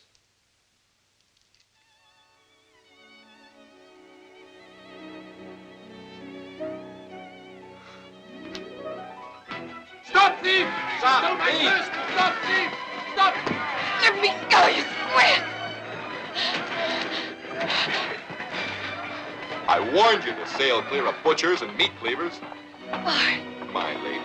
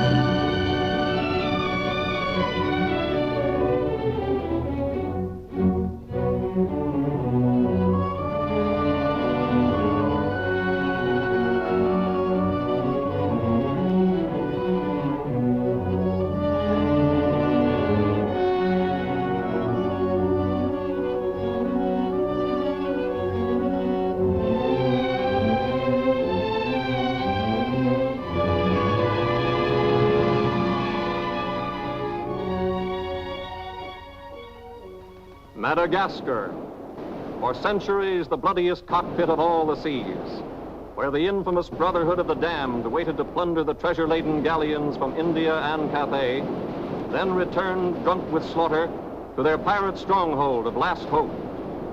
Most ruthless of all was Captain William Kidd. He encountered the great London galleon, the 12 Apostles, commanded by Admiral Lord Blaine, and approaching unsuspected in the guise of a peaceful merchantman, by a sudden treacherous salvo, he reduced her to a burning hulk. When night fell, the 12 Apostles was only a blazing funeral pyre on the placid surface of a Madagascar lagoon. Stop me. There's a pretty sight. It'll be prettier still when the fire reaches the magazine, Captain. Pity, though. Lots of stout seamen among them. They've been with us a long time. We can none of us live forever, Mr. Boyle. Dead men don't talk. Man your oars. We got this job to do before high tide.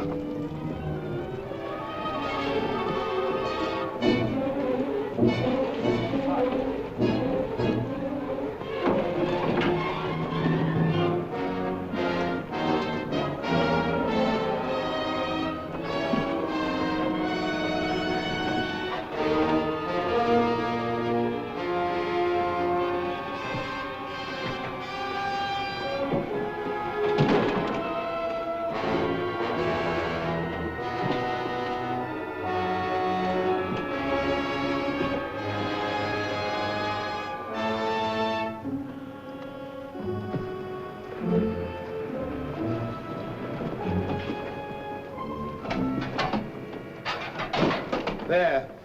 And dig fast. If the tide catches there, it'll save the king's hangman some rope.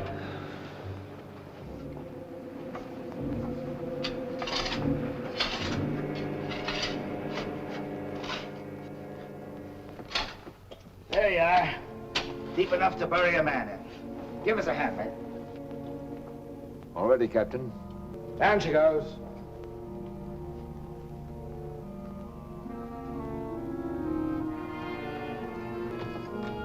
What are you waiting for? Well, Captain, that chest's been in cabin a longish time.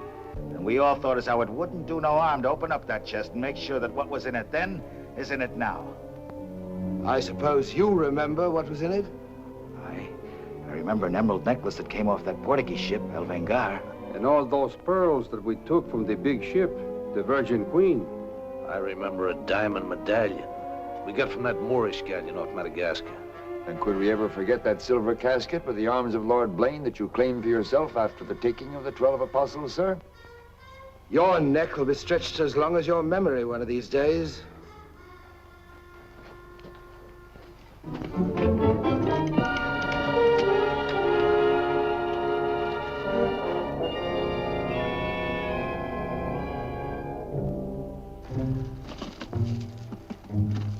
Satisfied? Gallows, meat. Put them back.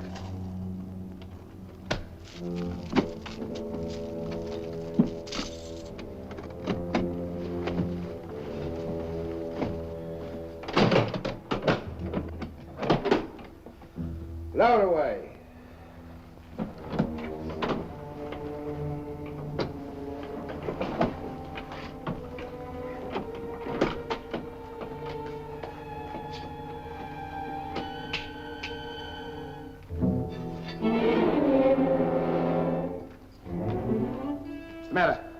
Wait a minute, Captain. There's something else you forgot. What do you want now? We've got but half an hour before the tide traps us. That's as may be, sir. We're all equal in this, I take it. Equal shares, yes. Well, that key, then, what you put back in your belt, that goes down with the chest. Thus we starts all clear and no favors. And if some of us don't get back, it'll be that much easier open for them as does. Question me honor again, would you? I'll rip you from belly to chine.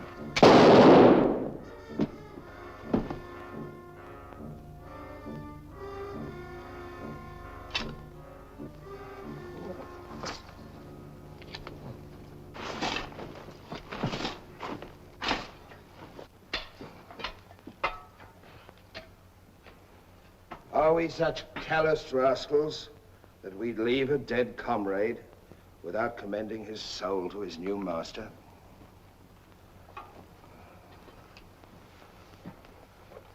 Here lieth one who through treachery and avarice would have placed in jeopardy the lives of honest men. And here may he lie forever in the sands of Madagascar. Rest in peace. It's time to be out, my lad. It's time to be away.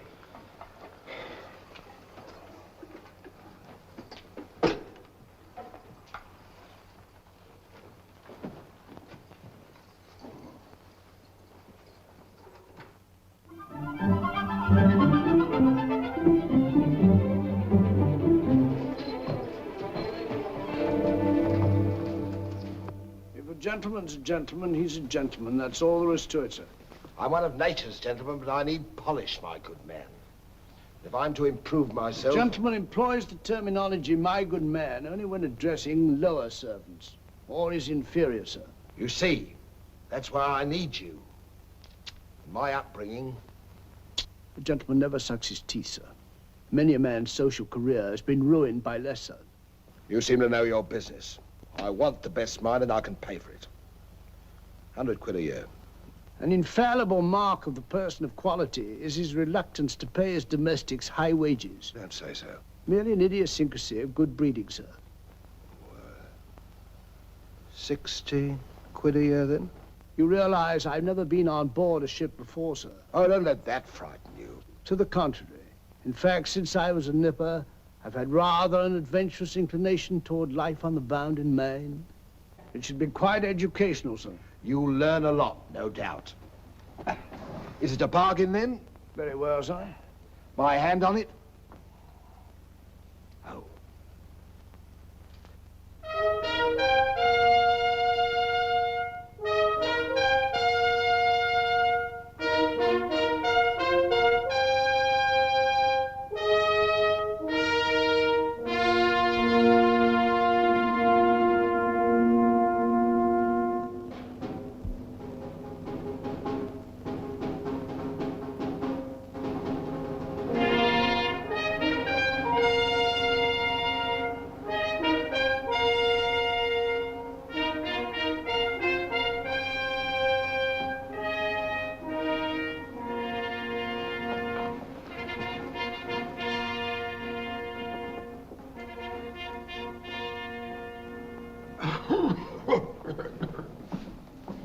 Then, it is your proposal, my Lord Bellamont, that Captain Kidd sail to meet our ambassador, Lord Falsworth, and give him safe convoy through the pirate waters of Madagascar. May it please your majesty, yes. That needs a bold and adventurous man. Bring in this Captain Kidd while we take the measure of him.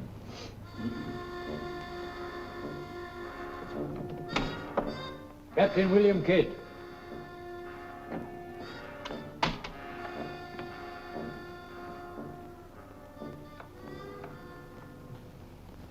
Your Royal Majesty. My noble lords. Belmont, is this your roaring killer of Spanish buccaneers? Me, my lad, I am only a peaceful shipmaster who must do trade with other ships without inquiring too closely about their business, and it was so I fell into the hands of the 12 apostles, a king's ship turned pirate. In Madagascar waters? I have never been in Madagascar waters, Your Grace. It was off the southern tip of Africa where I had gone to trade in elephants' teeth. Who commanded her? One of your admirals, Your Majesty. Name of Lord Blaine. He did turn pirate then? Sufficiently, my lad, to put fear in honest traders like myself. And if you are successful in this voyage, Captain, what reward do you expect? May it please Your Majesty, having forfeited my honor in that I was forced to strike me colors to a pirate, I want no reward but to regain it in the service of Your Majesty. Unless it be, or is it true that Lord Blaine's lands are estreated and his title forfeit? Yes.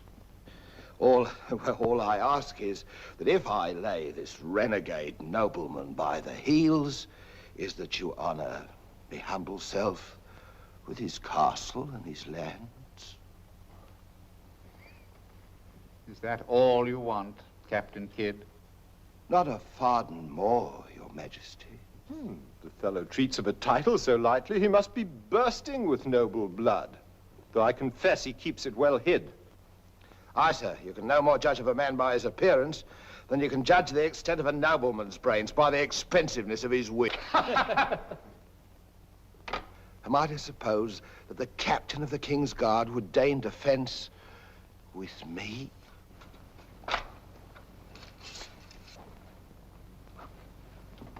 Come, Captain. Is your courage less than your wit? Nay, sir, I know nothing of fence. You must come at me quickly as though you'd kill me. Very well, then.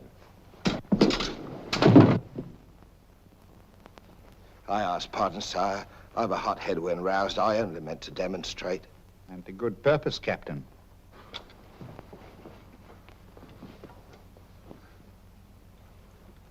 Your Majesty is satisfied with the captain of our choosing? I can think of none better. I thank you, sir. And now, Captain, the main mission of your cruise will be to meet a great ship, the Quida merchant, which is sailing from India with vast treasures, and to give her safe conduct, in my name, past the pirate waters of Madagascar. But, Your Majesty, will her commander accept my letter of marque as sufficient authority to... You shall have a letter to our ambassador, Lord Falsworth, who is returning in her, that he is to accept your protection. And to submit to all matters pertaining to the safety of the ship and her treasure, sire. Oh, yes. And now, sire, me crew. Your crew? Captain Kidd wishes to recruit a crew from the pirates now under capital sentence in Newgate and the Marshalsea. A crew of condemned pirates? Aye, sir. There's none would be so loyal, nor fight so desperate as cutthroats under sentence of death, if they knew that at the end of the voyage, a royal pardon would be in their pockets. But I shall hold you accountable for their good conduct. Between their conduct and mine, Your Majesty, there will be little to choose. And now, goodbye. And God speed you. I am but his unworthy sparrow.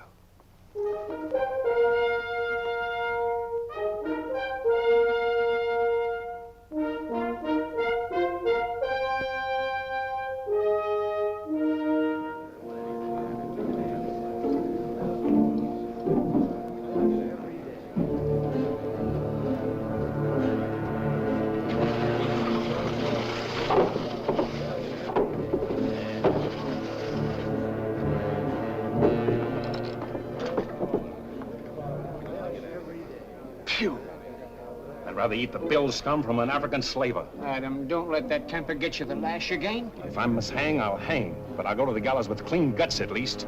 Hey, you! What kind of stinking maggot's meat is this? Warders, warders! There's that dainty crumb Mercy complaining about the taste of the king's bounty again. Watch it. Bounty? Bounty me eye! The king's allowance is 3 a day for food, not muck from the sewers of Whitechapel. Making trouble again, eh, Mercy? I'm asking only what a man's legally entitled to. Here, smell this. Delicious.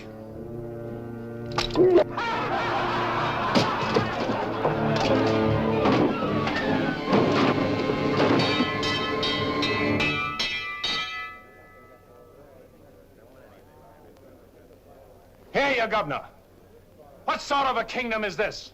Where a man's condemned before he's heard and starved before they hang him. Who's that quarrelsome fella? Adam Mercy. He was taken in a pirate ship by His Majesty's frigate Wasp. He's always escaping, so that's why we keep him in chains. He's got a lacing of tiger's blood in him. Phew. This ain't exactly a flower garden, is it? Oh, forgive me, Governor. These are two of my officers. Mr. Boyle, Governor Landers. Mr. Lorenzo, Governor Landers. Spanish blood. A pretty lot of sinners. Capitan, do you think there is anyone down there knows us? I hope not. Governor, would you be good enough to tell them what we're here for? Give heed, you vermin. Here's news to your advantage. Is the hangman dead, then? Out with it, then, Jock Nasty Face. Is it that your mother's turned into an honest woman? Silence, you mutinous dogs. If another man speaks, I'll trice him up by the thumbs and flay him raw. Governor, is that the way to win the love of these unfortunate gentlemen? Now then, me bullies, would you rather do the gallows dance and hang in chains till the crows pick your eyes from your rotting skulls? Or would you feel the roll of a stout ship beneath your feet again?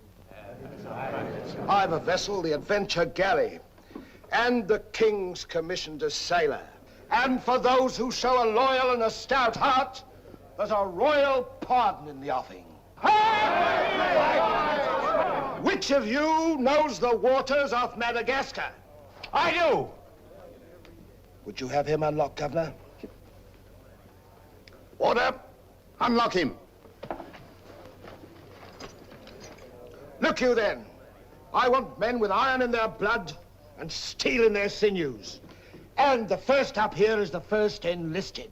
Governor, if your warders are ready, would you be good enough to have them lower the ropes? Lower away!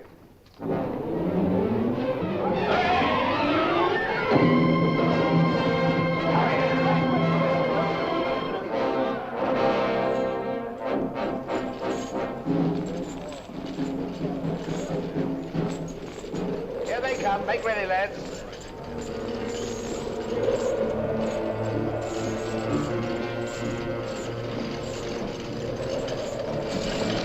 Lay your hands on that, I'll make you a free man. The other one now. Next.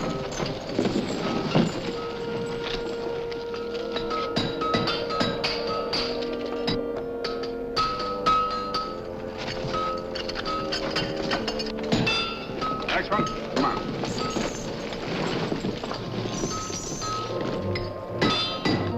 Name? Peter Shafto. Peter Shafto. Regardless of the fact that I'm your captain, you will always address a gentleman as Sir, scum. Aye, sir. Make your mark.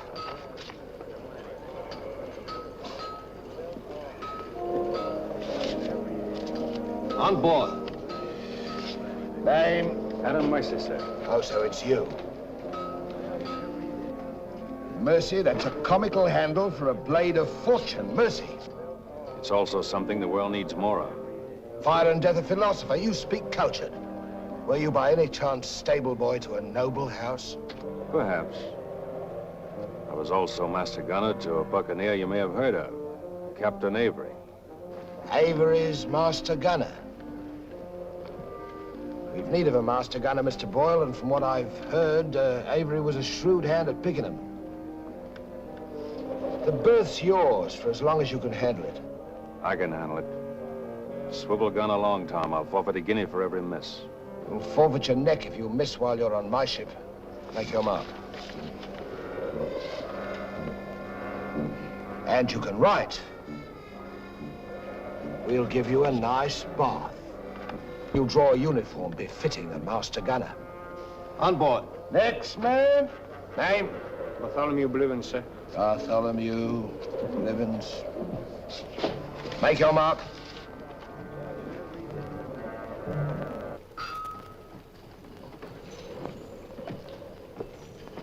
Down below.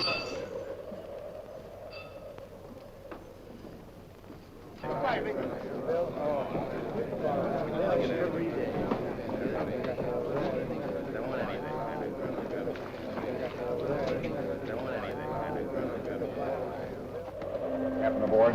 He's over there, sir.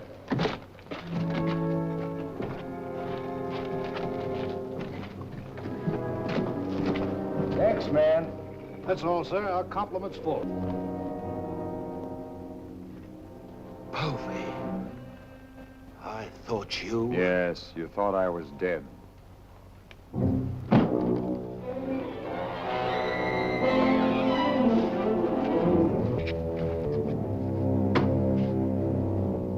I can hardly believe my eyes. You mean you don't want to believe them? Come, Mr. Povey. Is that kind or is that fair? As fair as what you did that day you abandoned me on a Bahama reef? If you please, Mr. Povey, it is not the time to talk about that. Oh, it's the time, all right. Unless you want me to know. In which case your present voyage is over before it's begun. No, Povey. Mr. Boyle, would you take over, please? Mr. Lorenzo, take the deck watch. Come to my cabin.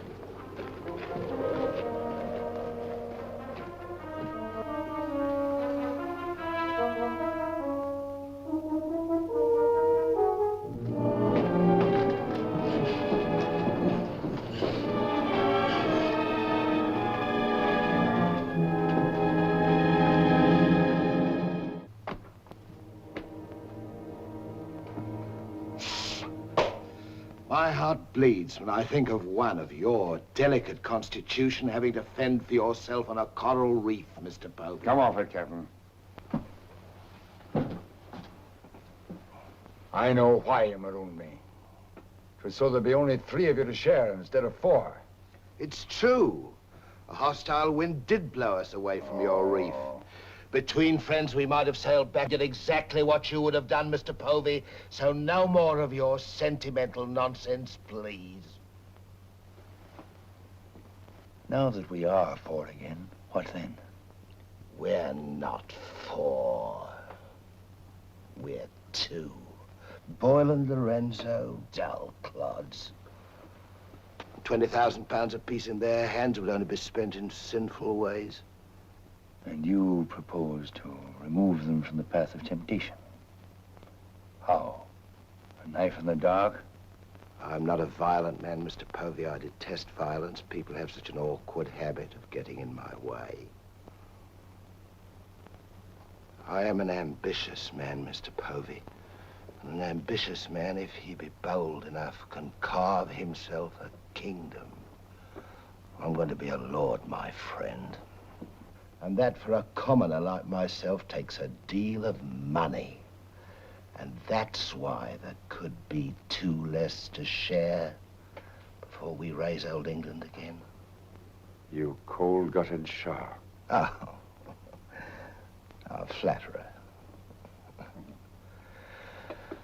I'm glad you're back again, Mr. Povey. You've no idea how gratifying it is to have a congenial soul to confide in. Thank you. Oh, there's something I ought to tell you. I have left with a sealed letter containing an exact and complete account of certain previous happenings, only to be opened in case, just in case, of course, you should happen to return to England without me. Of course, my dear fellow. Very sensible of you. Now I know you'll have a happy voyage. I shall too.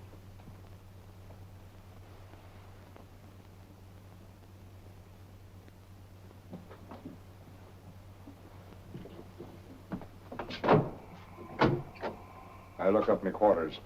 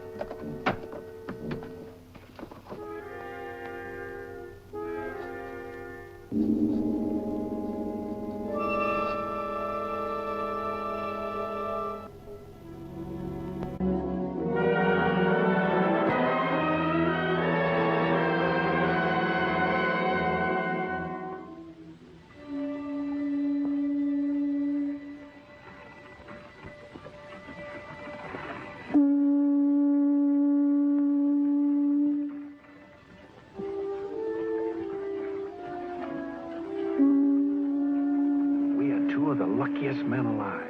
Just think. We're sailing for Madagascar waters. We'll pick up the search where we left off. Every officer on board has a servant. I'll request the captain to assign you to me, then we can be together.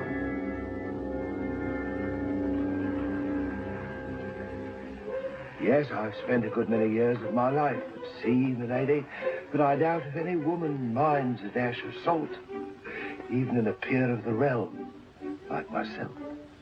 Now, if milady will join me in a minuet. My lady, sir, not me lady. Blast me, Shadwell. Does one gentleman creep up on another without a cough or a spit or something to warn him? I'm not a gentleman, sir. I'm a gentleman's gentleman. Pity about the hair.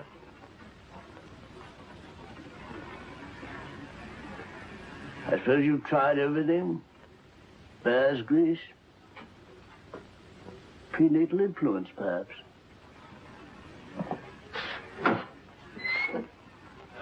Dinner served, sir. Thank you, Shadwell. pardon, sir. I'll show you at your place.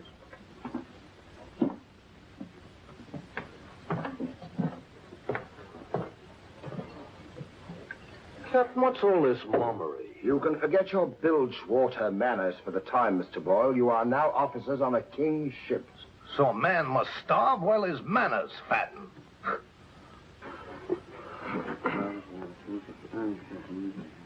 I know.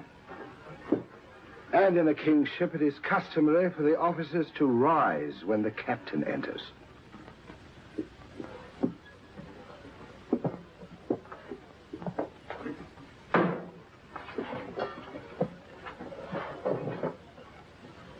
That's better. Gentlemen, be seated.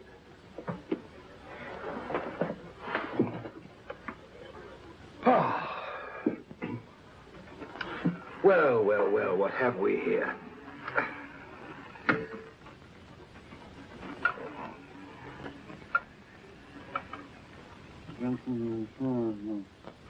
Of course, but don't press me.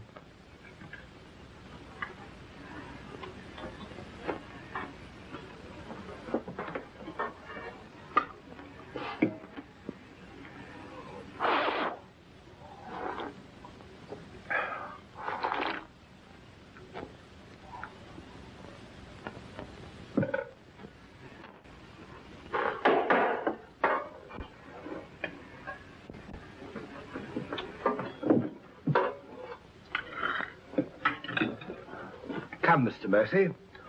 Tell us something about yourself. You already know what was of consequence, sir. While under Avery, I was taken by a king's ship and brought to London. There I was tried for a pirate and condemned. You were innocent, of course. No, sir, I was guilty. You speak above your station. How came you to go on the account? Call it love of adventure, crossed in love, a scandal, perhaps a mixing of all three. And you've seen something of the world? Enough, sir, to dislike what I've seen and to know there's small hope for a better. Perhaps you'll prefer the next world, Mr. Mercy. You were close enough to it when you were in the condemned hold at Newgate.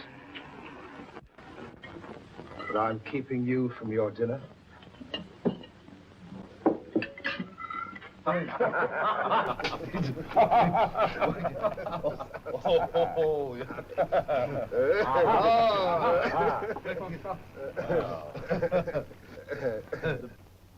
And now, gentlemen, the toast to the king, and since proposing it is the privilege of the youngest present, the honor falls to Mr. Mercy.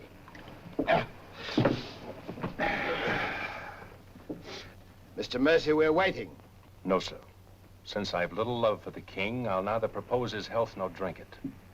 Nevertheless, you are on a king's ship. Kingship of the devils, it's all the same to me, sir. I owe him nothing. You owe him your neck, Mr. Mercy. If it were not for his bounty, you'd be dancing daintily on air at Wapping.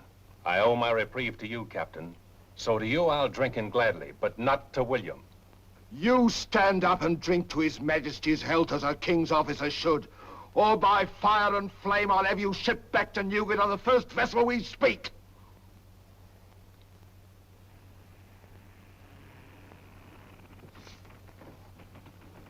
Gentlemen, the king. The king, God bless you. God bless him.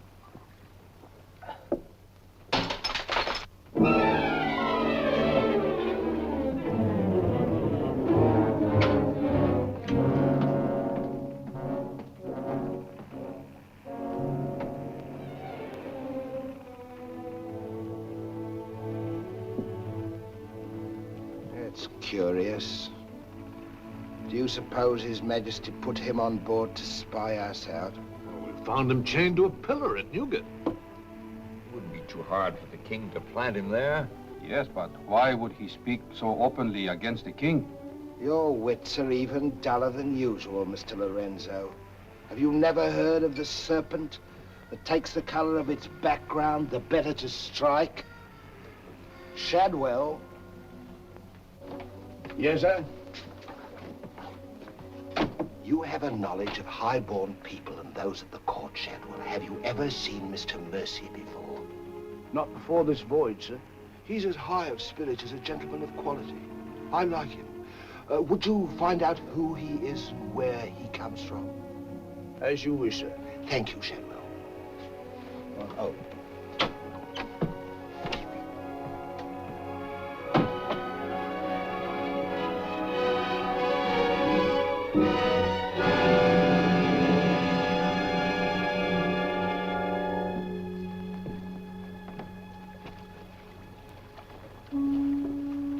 Foggy night.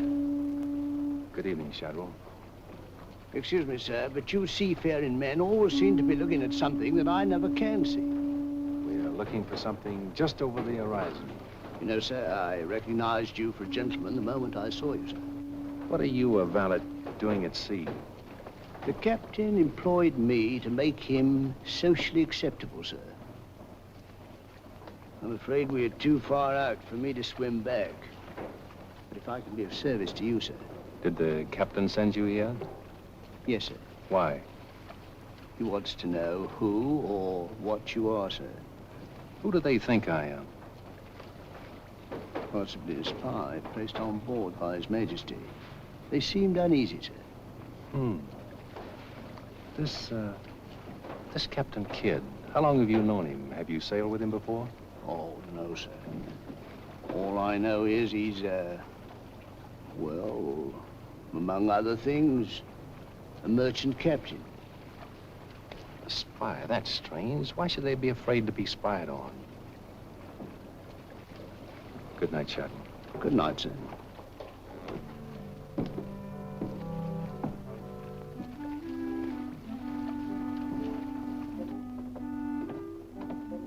Who is he? Where's he from? He's a nobody, sir. He was employed by persons of quality where he learned his speech and his manners. Oh.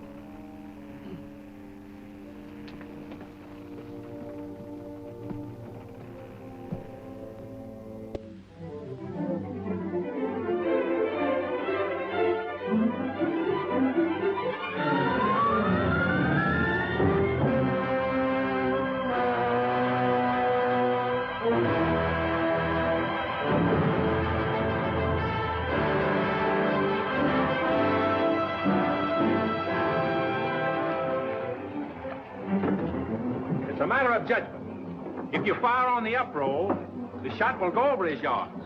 But if you wait for the down roll and the enemy's coming up, now watch.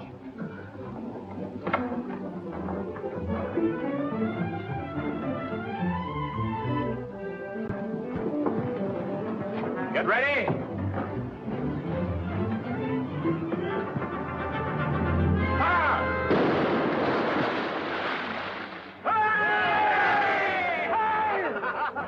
Pretty shot, Mr. Mercy. Can you do as well with a 74 throwing grape and canister at you? I've done it, sir. Reload and secure. Then pick up your practice on the larboard quarter swivel gun. Mr. Mercy, you've sailed with Avery. You must know these waters. Fairly, sir. If we needed to careen and take on stores, where would you recommend? Poverty Bay, sir. It lies. We draw too much water. You remember, Captain? Remember? Remember what? I only know the Spanish Main. These are Madagascar waters. Poverty Bay. Aye, sir. Thank you, Mr. Mercy. Come along, Mr. Boyle.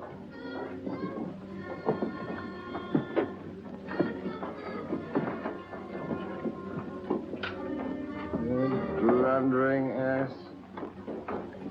Your presence is becoming increasingly irksome to me. Get you below.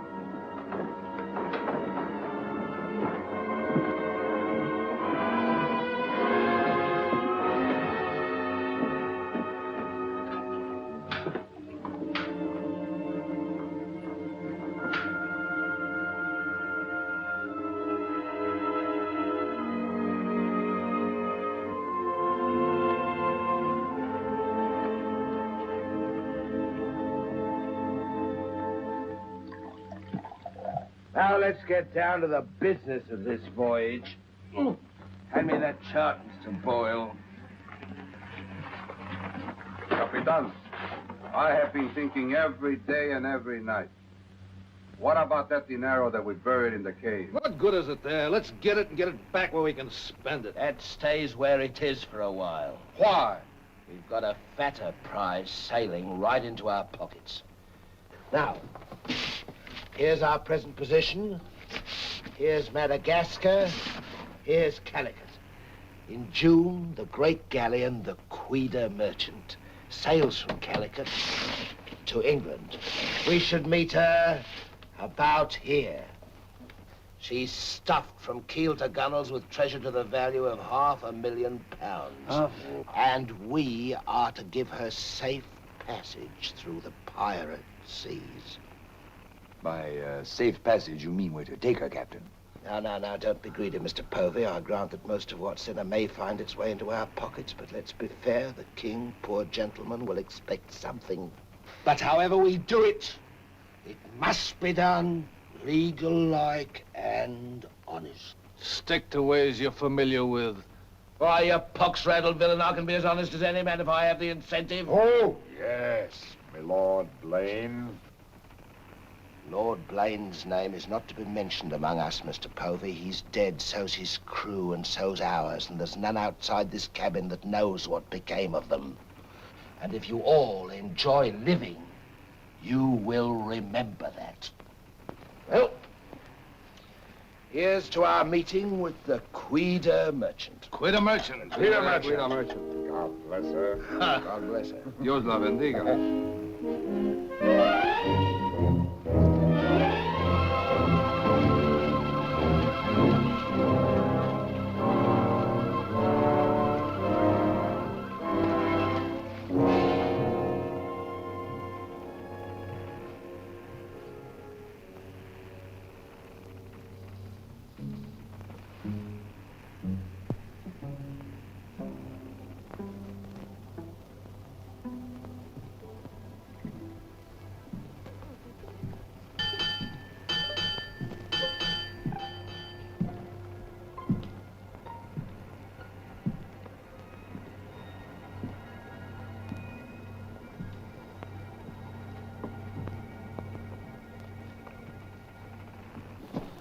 Wind fresh from west northwest, sir. Course northeast by east. Night dark but clear. Very well, Mr. Mercy.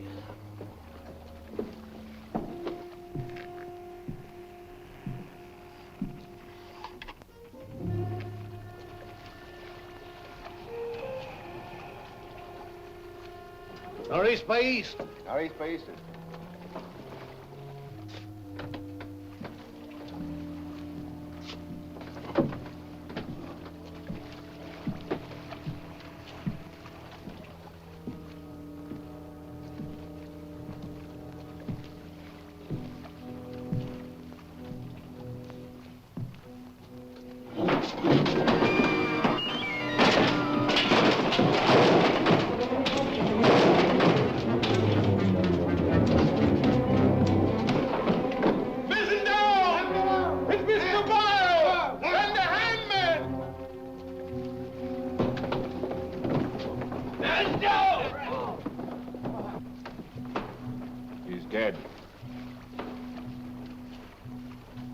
If I find the man that's responsible for this, I'll hang him. Fish the yard and reset it.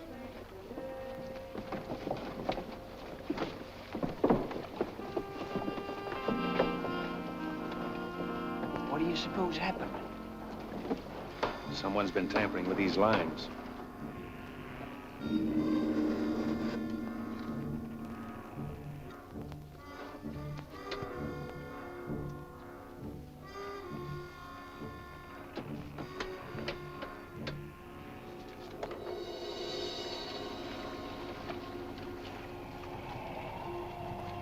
We are gathered together to bid farewell to a gallant seaman and a stout comrade.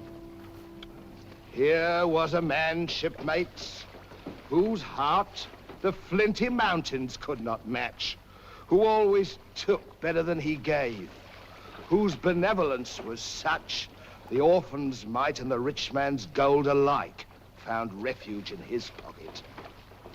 A jealous providence has removed him from us, and I esteem it a privilege to commit his body to the deep. We shall all mourn him. Aye, we shall mourn him, but take comfort, my friends. We shall never see his like again. Rest in peace. Pop him over.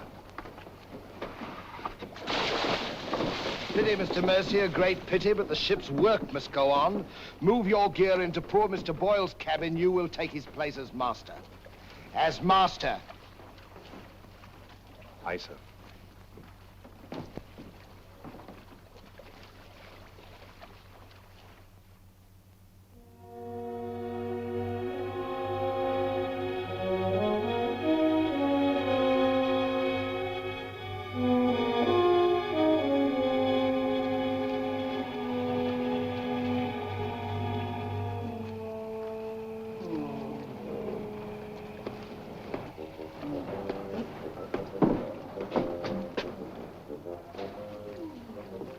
Why, Shad. Don't tell me after all this time at sea. My you're inward still... revolt is not from the movement of the vessel, sir. It's occasioned by the company I endure. The manners I say nothing of, sir. But I'm a Dorsetshire man. And when I find a common shipmaster has the presumption to copy himself the coat of arms of one of our best Dorsetshire families, can you wonder if I'm physically upset? Well, whose crest was he copying? Credited or not, sir, the Blaine crest. Are you certain? Perfectly, sir. Crest is on a ring in his desk. Pardon me, sir, I must join the captain. He's inspecting the cast of pickled eels. With Mr. Lorenzo.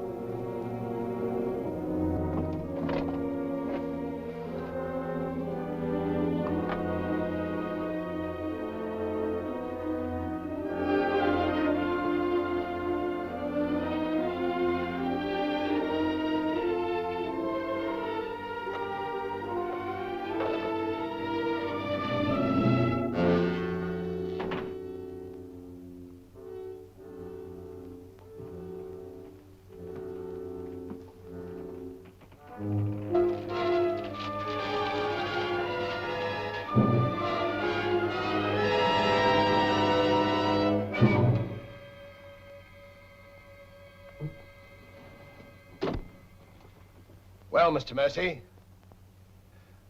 do your new duties include robbing my desk? Shoot me, Captain, and your head goes with it. I'm here by the King's orders. So he did plant you on board? Do you think he'd let a man sail with a crew and you get cutthroats and not keep tabs on him? And with good reason. If anything ever reeked of piracy, this does. And murder, Captain. Boyle's death was no accident. By the way, what ship was sunk here? The 12 Apostles? Why the 12 Apostles, Mr. Mercy? There's Blaine's ring. His name's on it, and he commanded the 12 Apostles. That'll make interesting telling in London when we get back, Captain. If you get back. When I get back, for if I don't. On the other hand... On the other hand, what? Since a man doesn't exactly grow rich in the King's pay... Oh. A crooked rogue. So you have your price. How much? An equal share in what's buried here. Share that with you, I'll be hanged if I do. You'll be hanged if you don't. Of all the slummocky blackguards. And if you do share Mr. King's informer, what guarantee is there that you won't still turn evidence for the Crown? If I go in with you, I'm equally guilty. And if we're caught, we hang together. But I can keep you from being caught. What more could you ask? You know, Mr. Mercy, I've wondered sometimes if ever I'd meet a more unscrupulous blackguard than myself. And I have. Well, let's be sensible about this. Who knows? We might be useful to each other one day. In one way or another? You've forgotten something. A ring. So I have.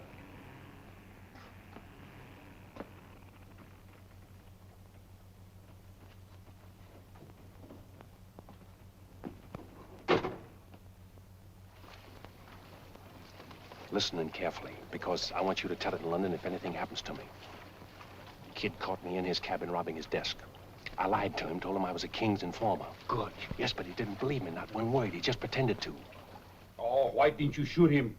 Then he will give us no more trouble. That's a pleasure I'm reserving for later. If he proves the liar I think him, king's man or no, he betrayed an uncommon interest in the 12 apostles. I didn't like them, Mr. Lorenzo, and I mean to find out why.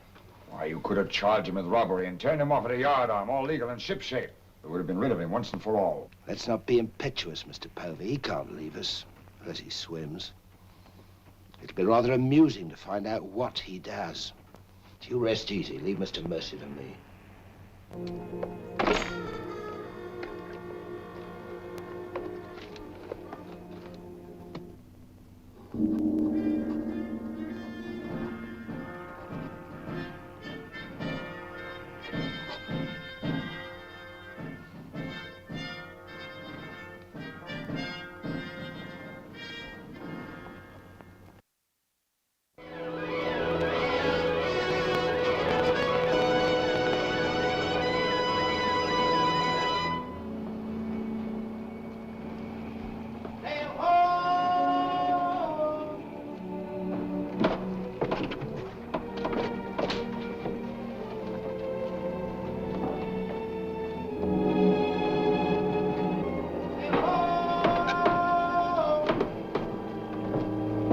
Have the boatswain pipe to quarters. Pipe to quarters!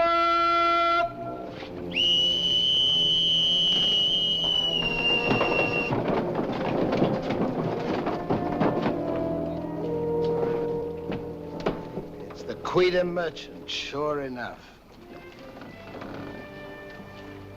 Can you make her out, Captain Rawson? She hasn't the cut of a buccaneer, Your Excellency. Much too tidy for that, more like a king's ship. Yet she has the lines of a merchantman. Have the longboat ready and manned. Longboat, stand by!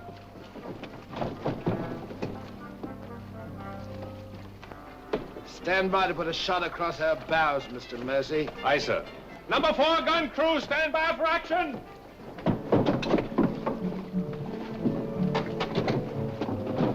She's flying the English colors. Perhaps she's our escort ship. It was about here we were to meet, wasn't it? Well, we'll make dead certain just the same. Mr. Hilliard, see that all hands are at the station. Very good, sir.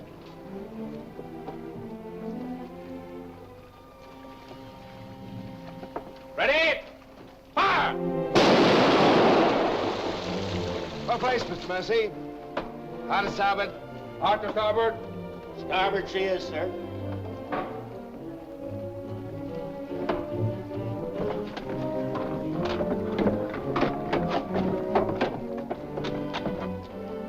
You will come across with us in the longboat, Mr. Mercy. And convey my compliments to all officers who will dress as befitting a king's ship. Aye, sir.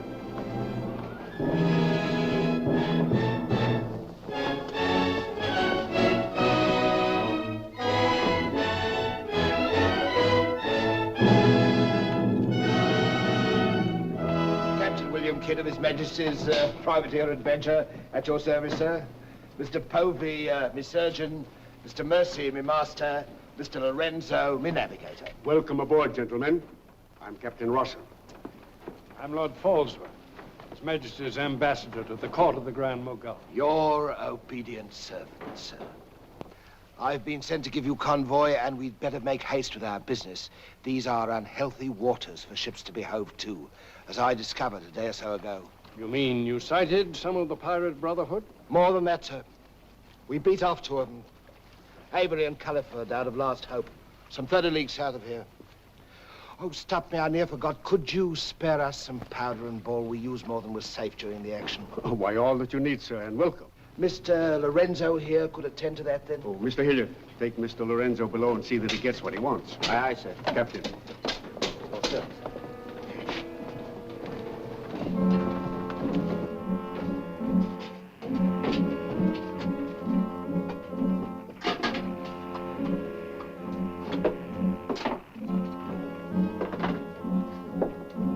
Send for the master gunner. He'll take care of all your needs. Uh-huh.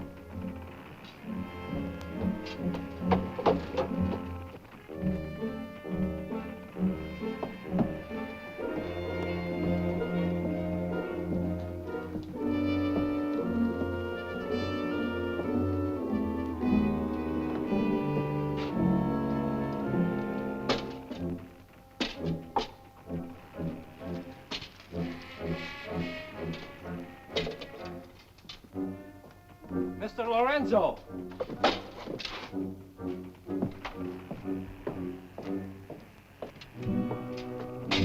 Take this powder and put it in the long boat. Yes.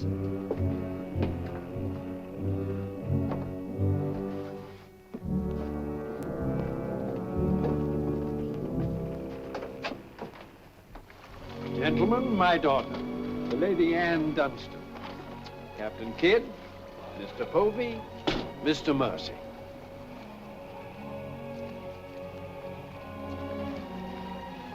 Haven't we met before? I think not, my lady.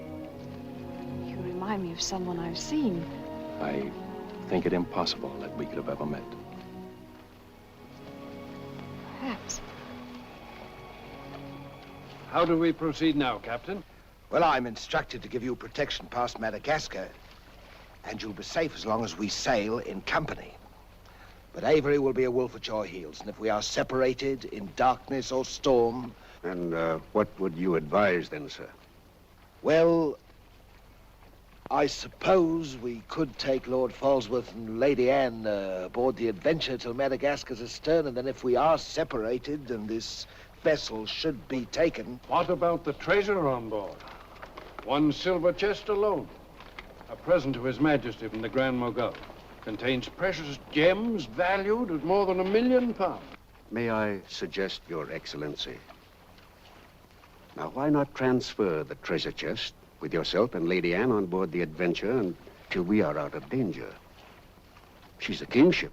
That is a great responsibility. And although my instructions are that you are to trust me in all matters, I don't know if I could go so far as to... What else can we do? 3 of them against us, well, even 2, sir. We'd be helpless. It's the wisest course. I defer to Your Excellency. And now could we inspect the chests? We could have them slung into our boats along with the gear of Lord Falsworth and Lady Anne. Why, certainly. Come, this way, Captain. No trouble at all.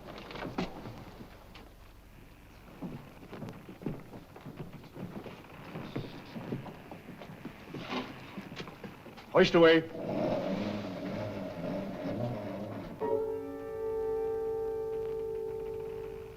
Mr. Povey. I've sent for the manifest, Captain. You may check it against the contents of this chest and give me your receipt, if you will. Gladly, gladly. Oh, there you are, Mr. Lorenzo. Have you completed your business? Almost, sir. Your people have been most kind, Capitan Russell. There is only one detail left. It will not take a minute. Finished up, then. We must be gone within the hour.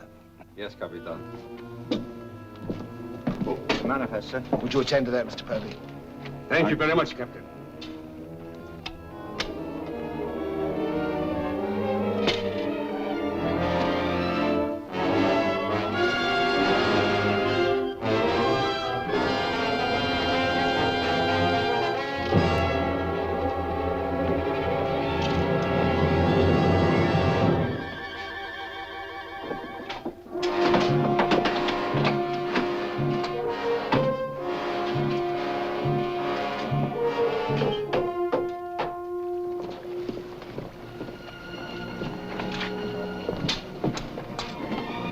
Come, Mr. Lorenzo.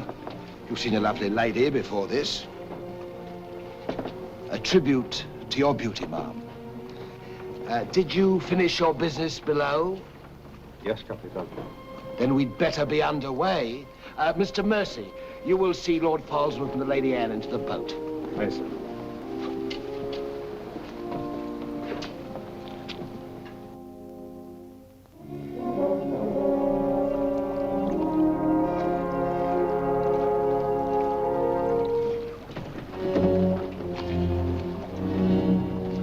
Make way for the longboard.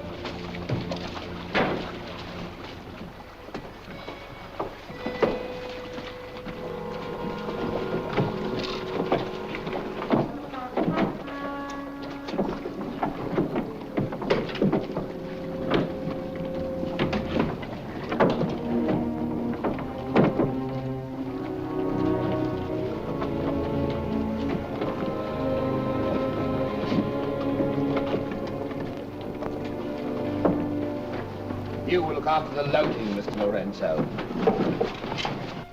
I apologize, milady, for our poor accommodations, but my valet Shadwell will see that you're made comfortable. It's a pleasure to have your ladyship aboard. If you'll follow me, please.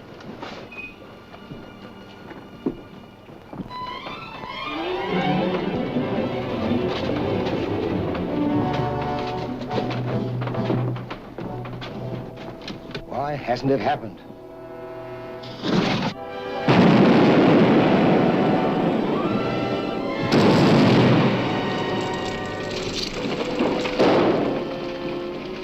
She's blown up. Someone must have touched off the magazine.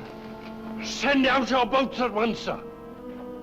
You can't ask me to risk men near that. Myself. Let me go, boy. Captain!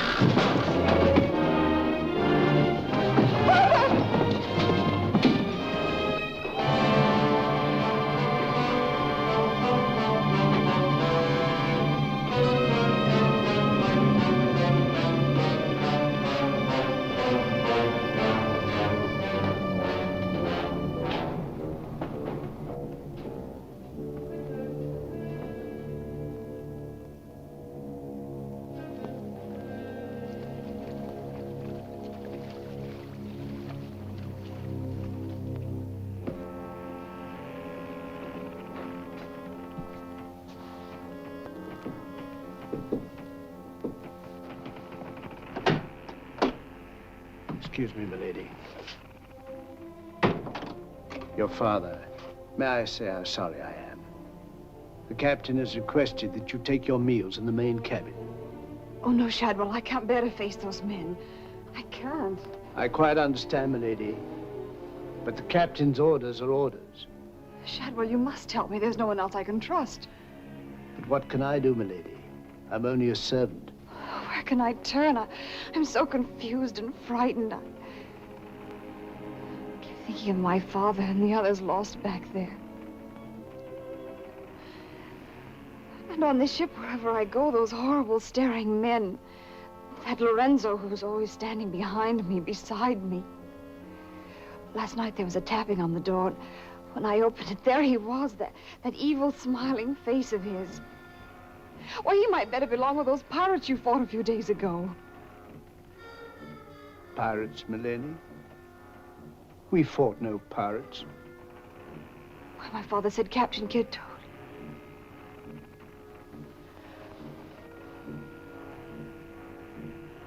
Shadwell, what manner of ship is this?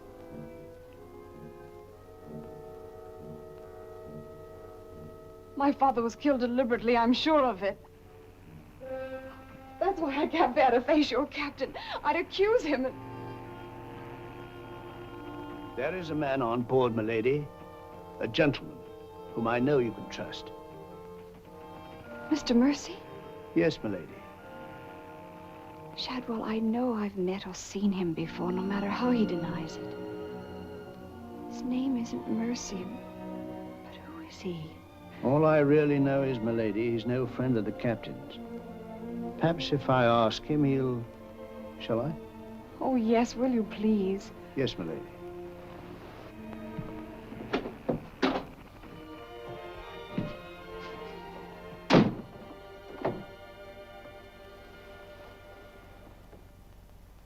I'm asking you again, very nice, my dear Capitan. Your fancy manners do not impress me, Mr. Lorenzo. When do we divide the gold? In London, not before. Uh-huh. Then look, Capitan, I will make a bargain with you. A bargain? Everybody wants to bargain with me. You and Mercy. Fire and thunder, what do you think I am? A stinking sausage merchant? What kind of a bargain? The girl. All my life, I have dreamed of a beautiful woman like that. Give me half of my dinero now, and you can split the rest between you, if you will let me have her. Fie on him. He's smit with love, again. I want her, and I am going to take her. Whether I like it or not. Uh-huh.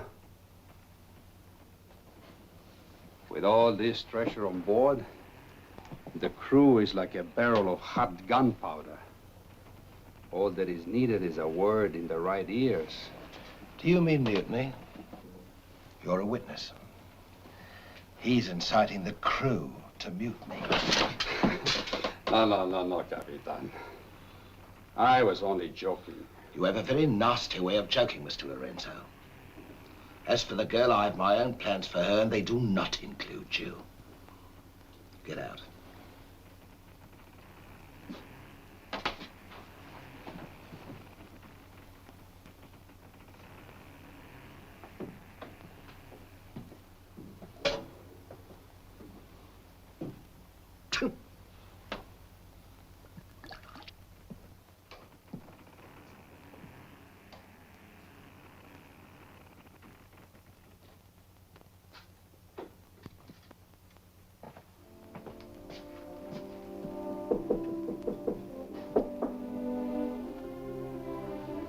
Who is it? Adam Mercy. Mr. Mercy, I'm...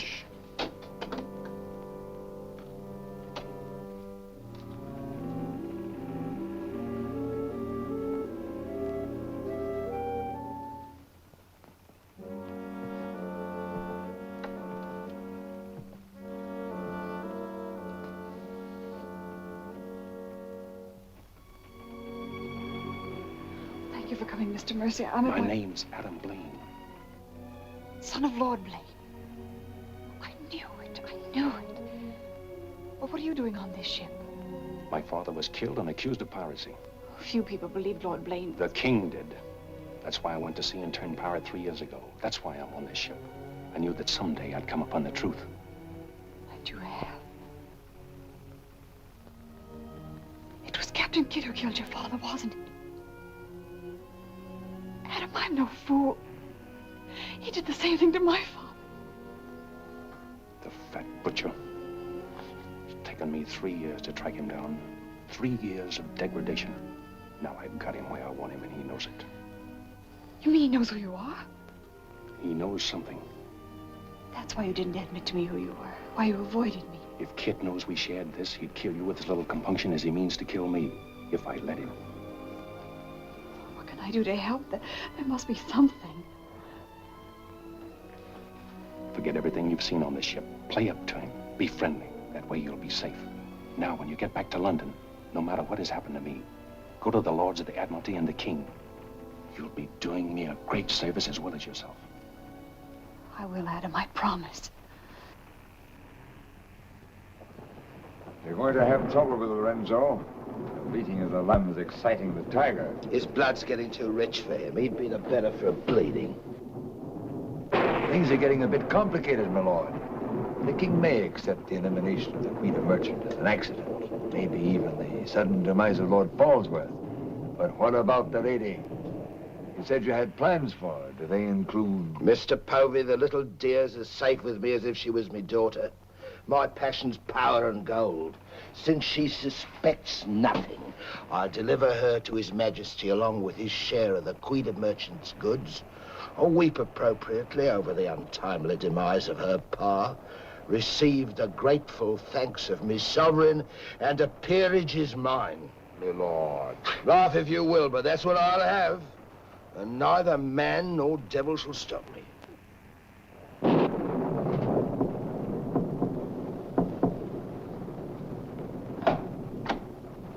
Shadwell. Senorita, milady, do not be alarmed. Now that she knows who I am and the kind of a ship she's on, I think we can count on her to keep ahead.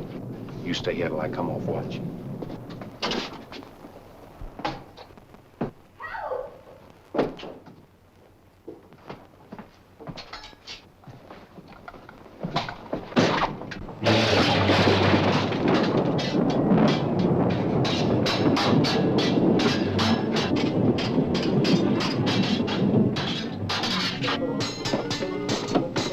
Shadwell!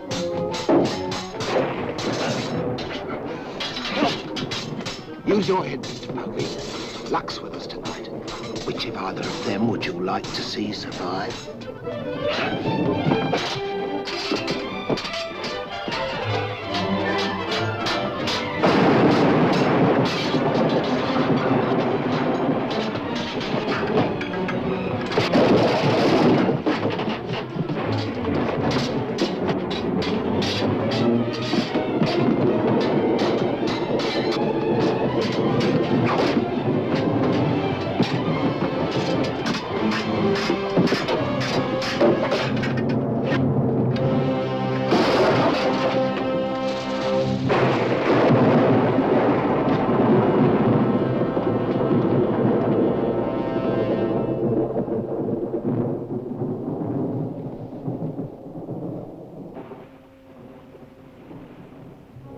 Mr. Mercy, you did well to protect her.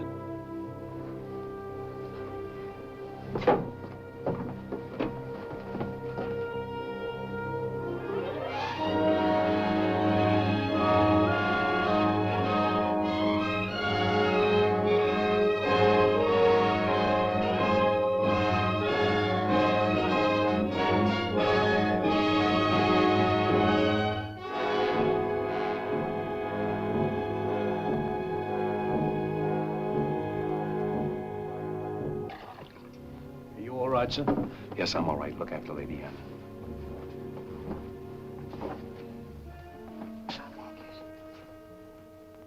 Adam, what's the matter? My medallion, it's gone. Has the Blaine crest on it. Blaine. Perhaps I can find it for you, sir. No, it must have come off just before Lorenzo went through the port. Shadwell, take Lady Anne to her cabin. Oh, please, Adam, I can't go in there. You must, Anne. This is serious. It involves you. Remember, no matter what tricks he tries, you've never seen me before, and you don't know who I am. Shadwell, I think. Well, don't worry about me, sir. He never could get anything out of me, and he never will. It's the only way you'll be safe. Shadwell will watch out for you. What about you, Adam? What will he do? The same thing he's done to the others, if he gets a chance. Oh, Adam. Don't worry, Anne. I at least know what to expect. Go now. Shadwell, if anything does happen, remember you to stand by Lady Anne and see that she gets safely to London. I'll stake my life on it, sir. I know you will. Be careful, Adam. Please be careful. Come, my lady.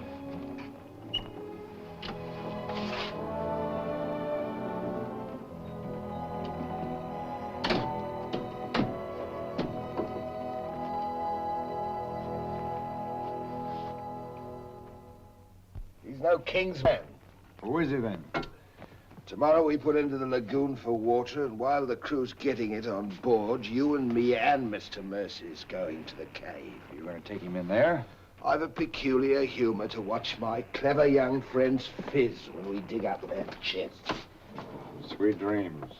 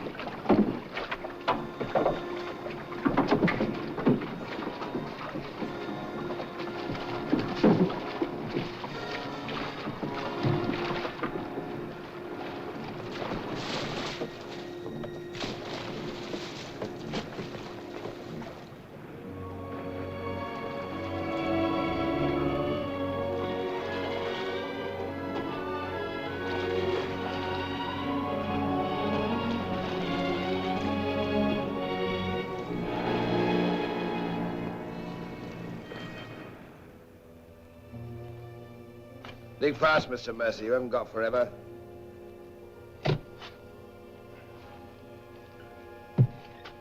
Who might this be? Perhaps a man that asked too many questions.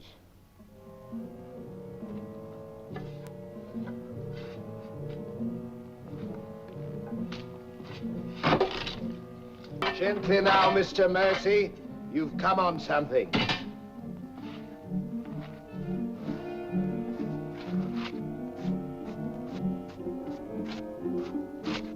So it was the 12 apostles, eh, Captain? Yes, it was, Mr. Mercy. Open it up.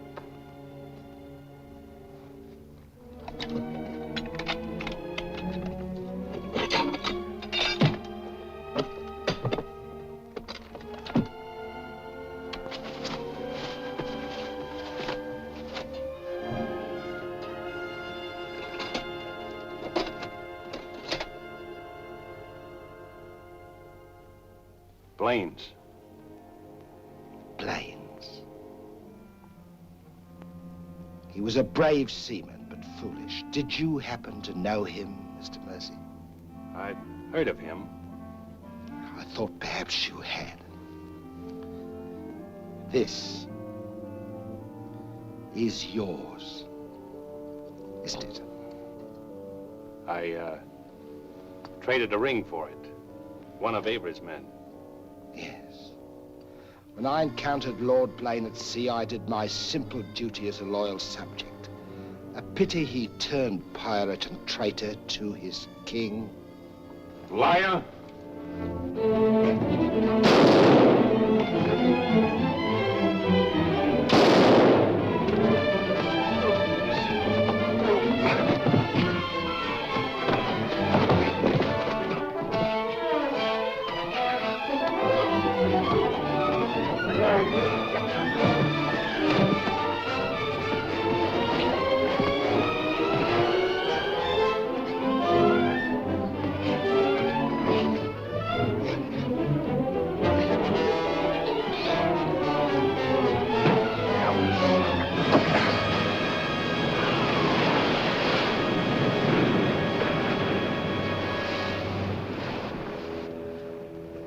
Meat for the sharks now, Mr. Povey.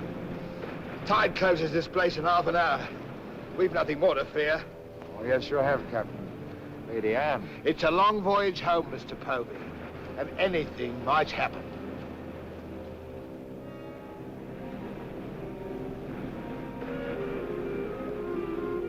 Naturally, her ladyship is still very distressed, sir. In the midst of life, we are in death, Shadwell. And though my heart bleeds... My heart, sir. My heart bleeds. Confound you, Shadwell. You drove the thought right out of my head. And it was an uncommon pretty one. I'm sure of that, sir. Go to her at once. Tell her she can't mourn forever, and I shall expect her to take her meals in the main cabin with the rest of us. Very well, sir. Poor lad. Returned just in time to see him go over the edge. Searched for an hour. Never came up.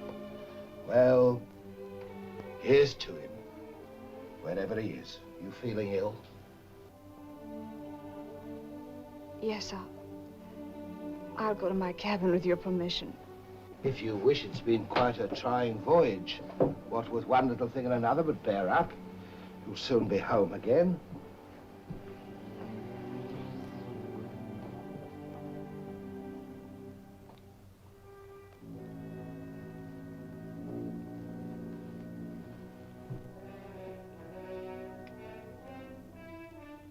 I warned Adam not to go. No one could have stopped him. It was cold-blooded, planned, deliberate. The same will happen to her ladyship unless we can...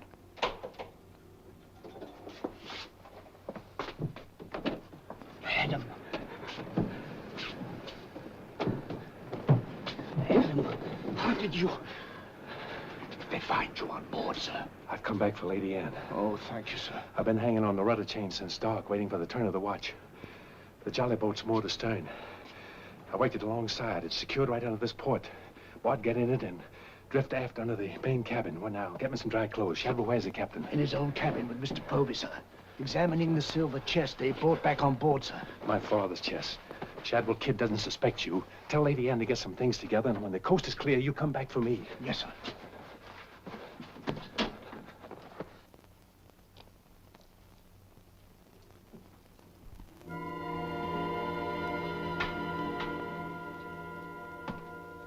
Bosun!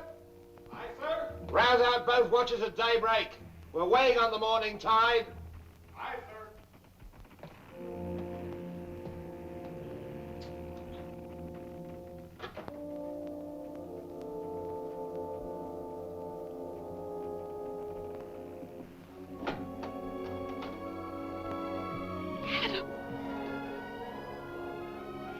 Kid doesn't suspect Shadwell. He's staying on board, and he'll be evidence for us in London. Boss in the small boat from more to stern. We'll row ashore. Then where, Adam? A 2 days' journey overland is the pirate town of Last Hope. It's the most lawless place on earth, but I've friends there. But somehow they'll find us a ship for England. England. Come on.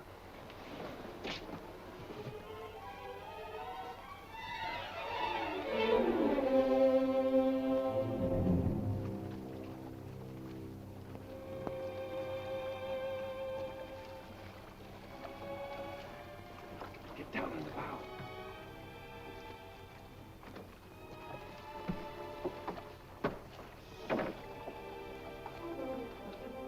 Goodbye, my lady. Goodbye, my lord. Godspeed.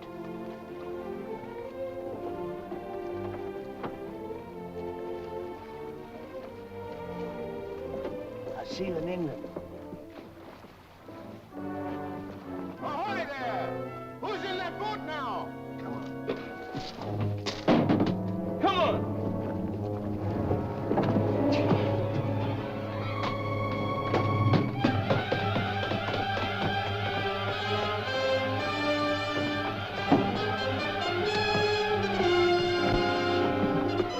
Fire!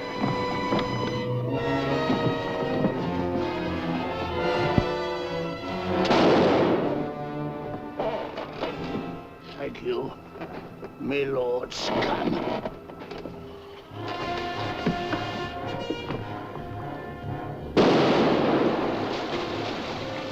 Fire! And the longboat!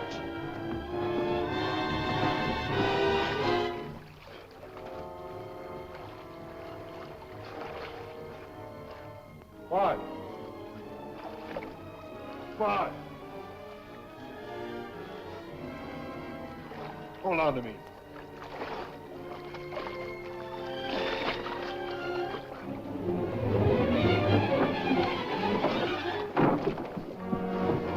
Take her away.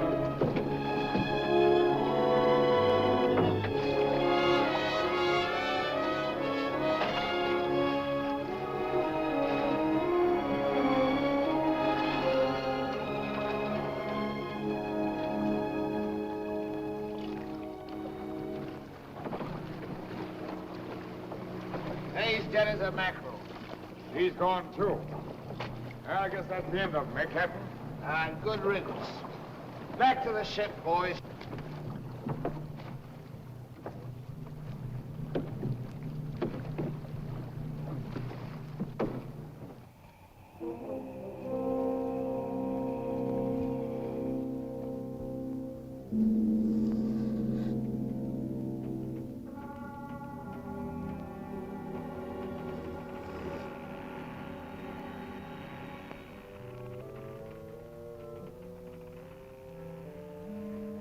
If you're thinking what I think you're thinking, my friend, forget it. There's a little matter of a letter I left in London. Spoil sport.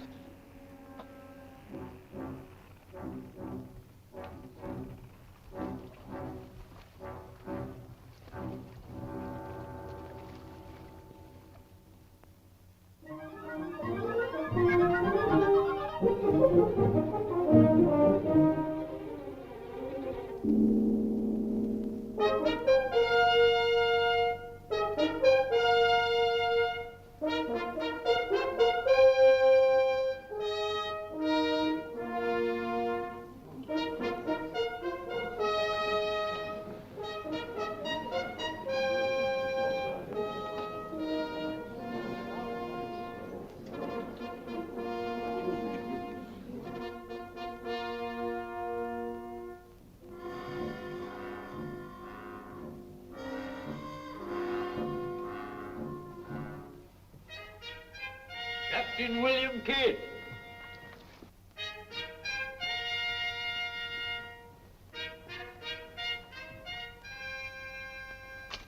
Greetings, Captain.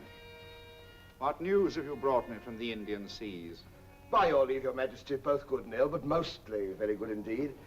I returned by way of the American colonies, sire. So I understood. With the main points of your voyage, I am familiar. I wonder if you can enlighten me about the affair of the Queen's godchild, Lady Anne Dunstan, and your shipmaster, Mr. Mercy. Oh, that poor impetuous fellow, sire. Inveigled that bud of innocence he did into running away with him. And catching him red-handed in defense of my very life, I was forced to dispatch them both. Rest in peace. Tell me, Captain, about the treasure and the Quida merchant. Unfortunate, sire. Most unfortunate. We'd ship but that chest when up she blew, and all souls went heavenward. Rest in peace to them. Ditto. I see. And about the 12 apostles and Lord Blaine, did you encounter any trace? Nay, sire. I can only hope that the weight of his sins sank both him and his ship. I see. Then how do you explain this?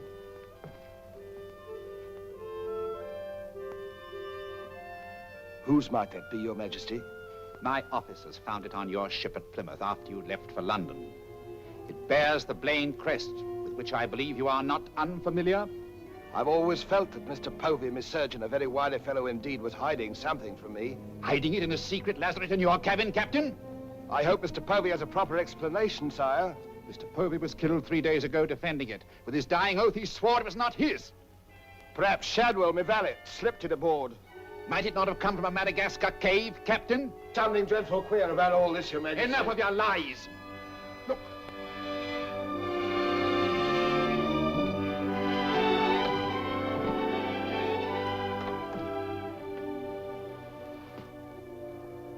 Nightmare. A pity you overlooked last hope, Captain. We stood on the headland with my friend Avery and watched you sail by. May it please your majesty, I accuse this man of piracy and murder. Was ever a gentleman so misfortunate? Lock him up in Newgate. He is to be held for the next session of the Court of Oyer in Termina, there to be tried for his life. Hands off me, you scum! All I done was to the credit and for the honor and glory of England! So here's me bequest to them what hunts what I have hid, and to their sons' sons, down through the endless corridors of time. Greed that spawns murder. Hatred that corrodes the soul.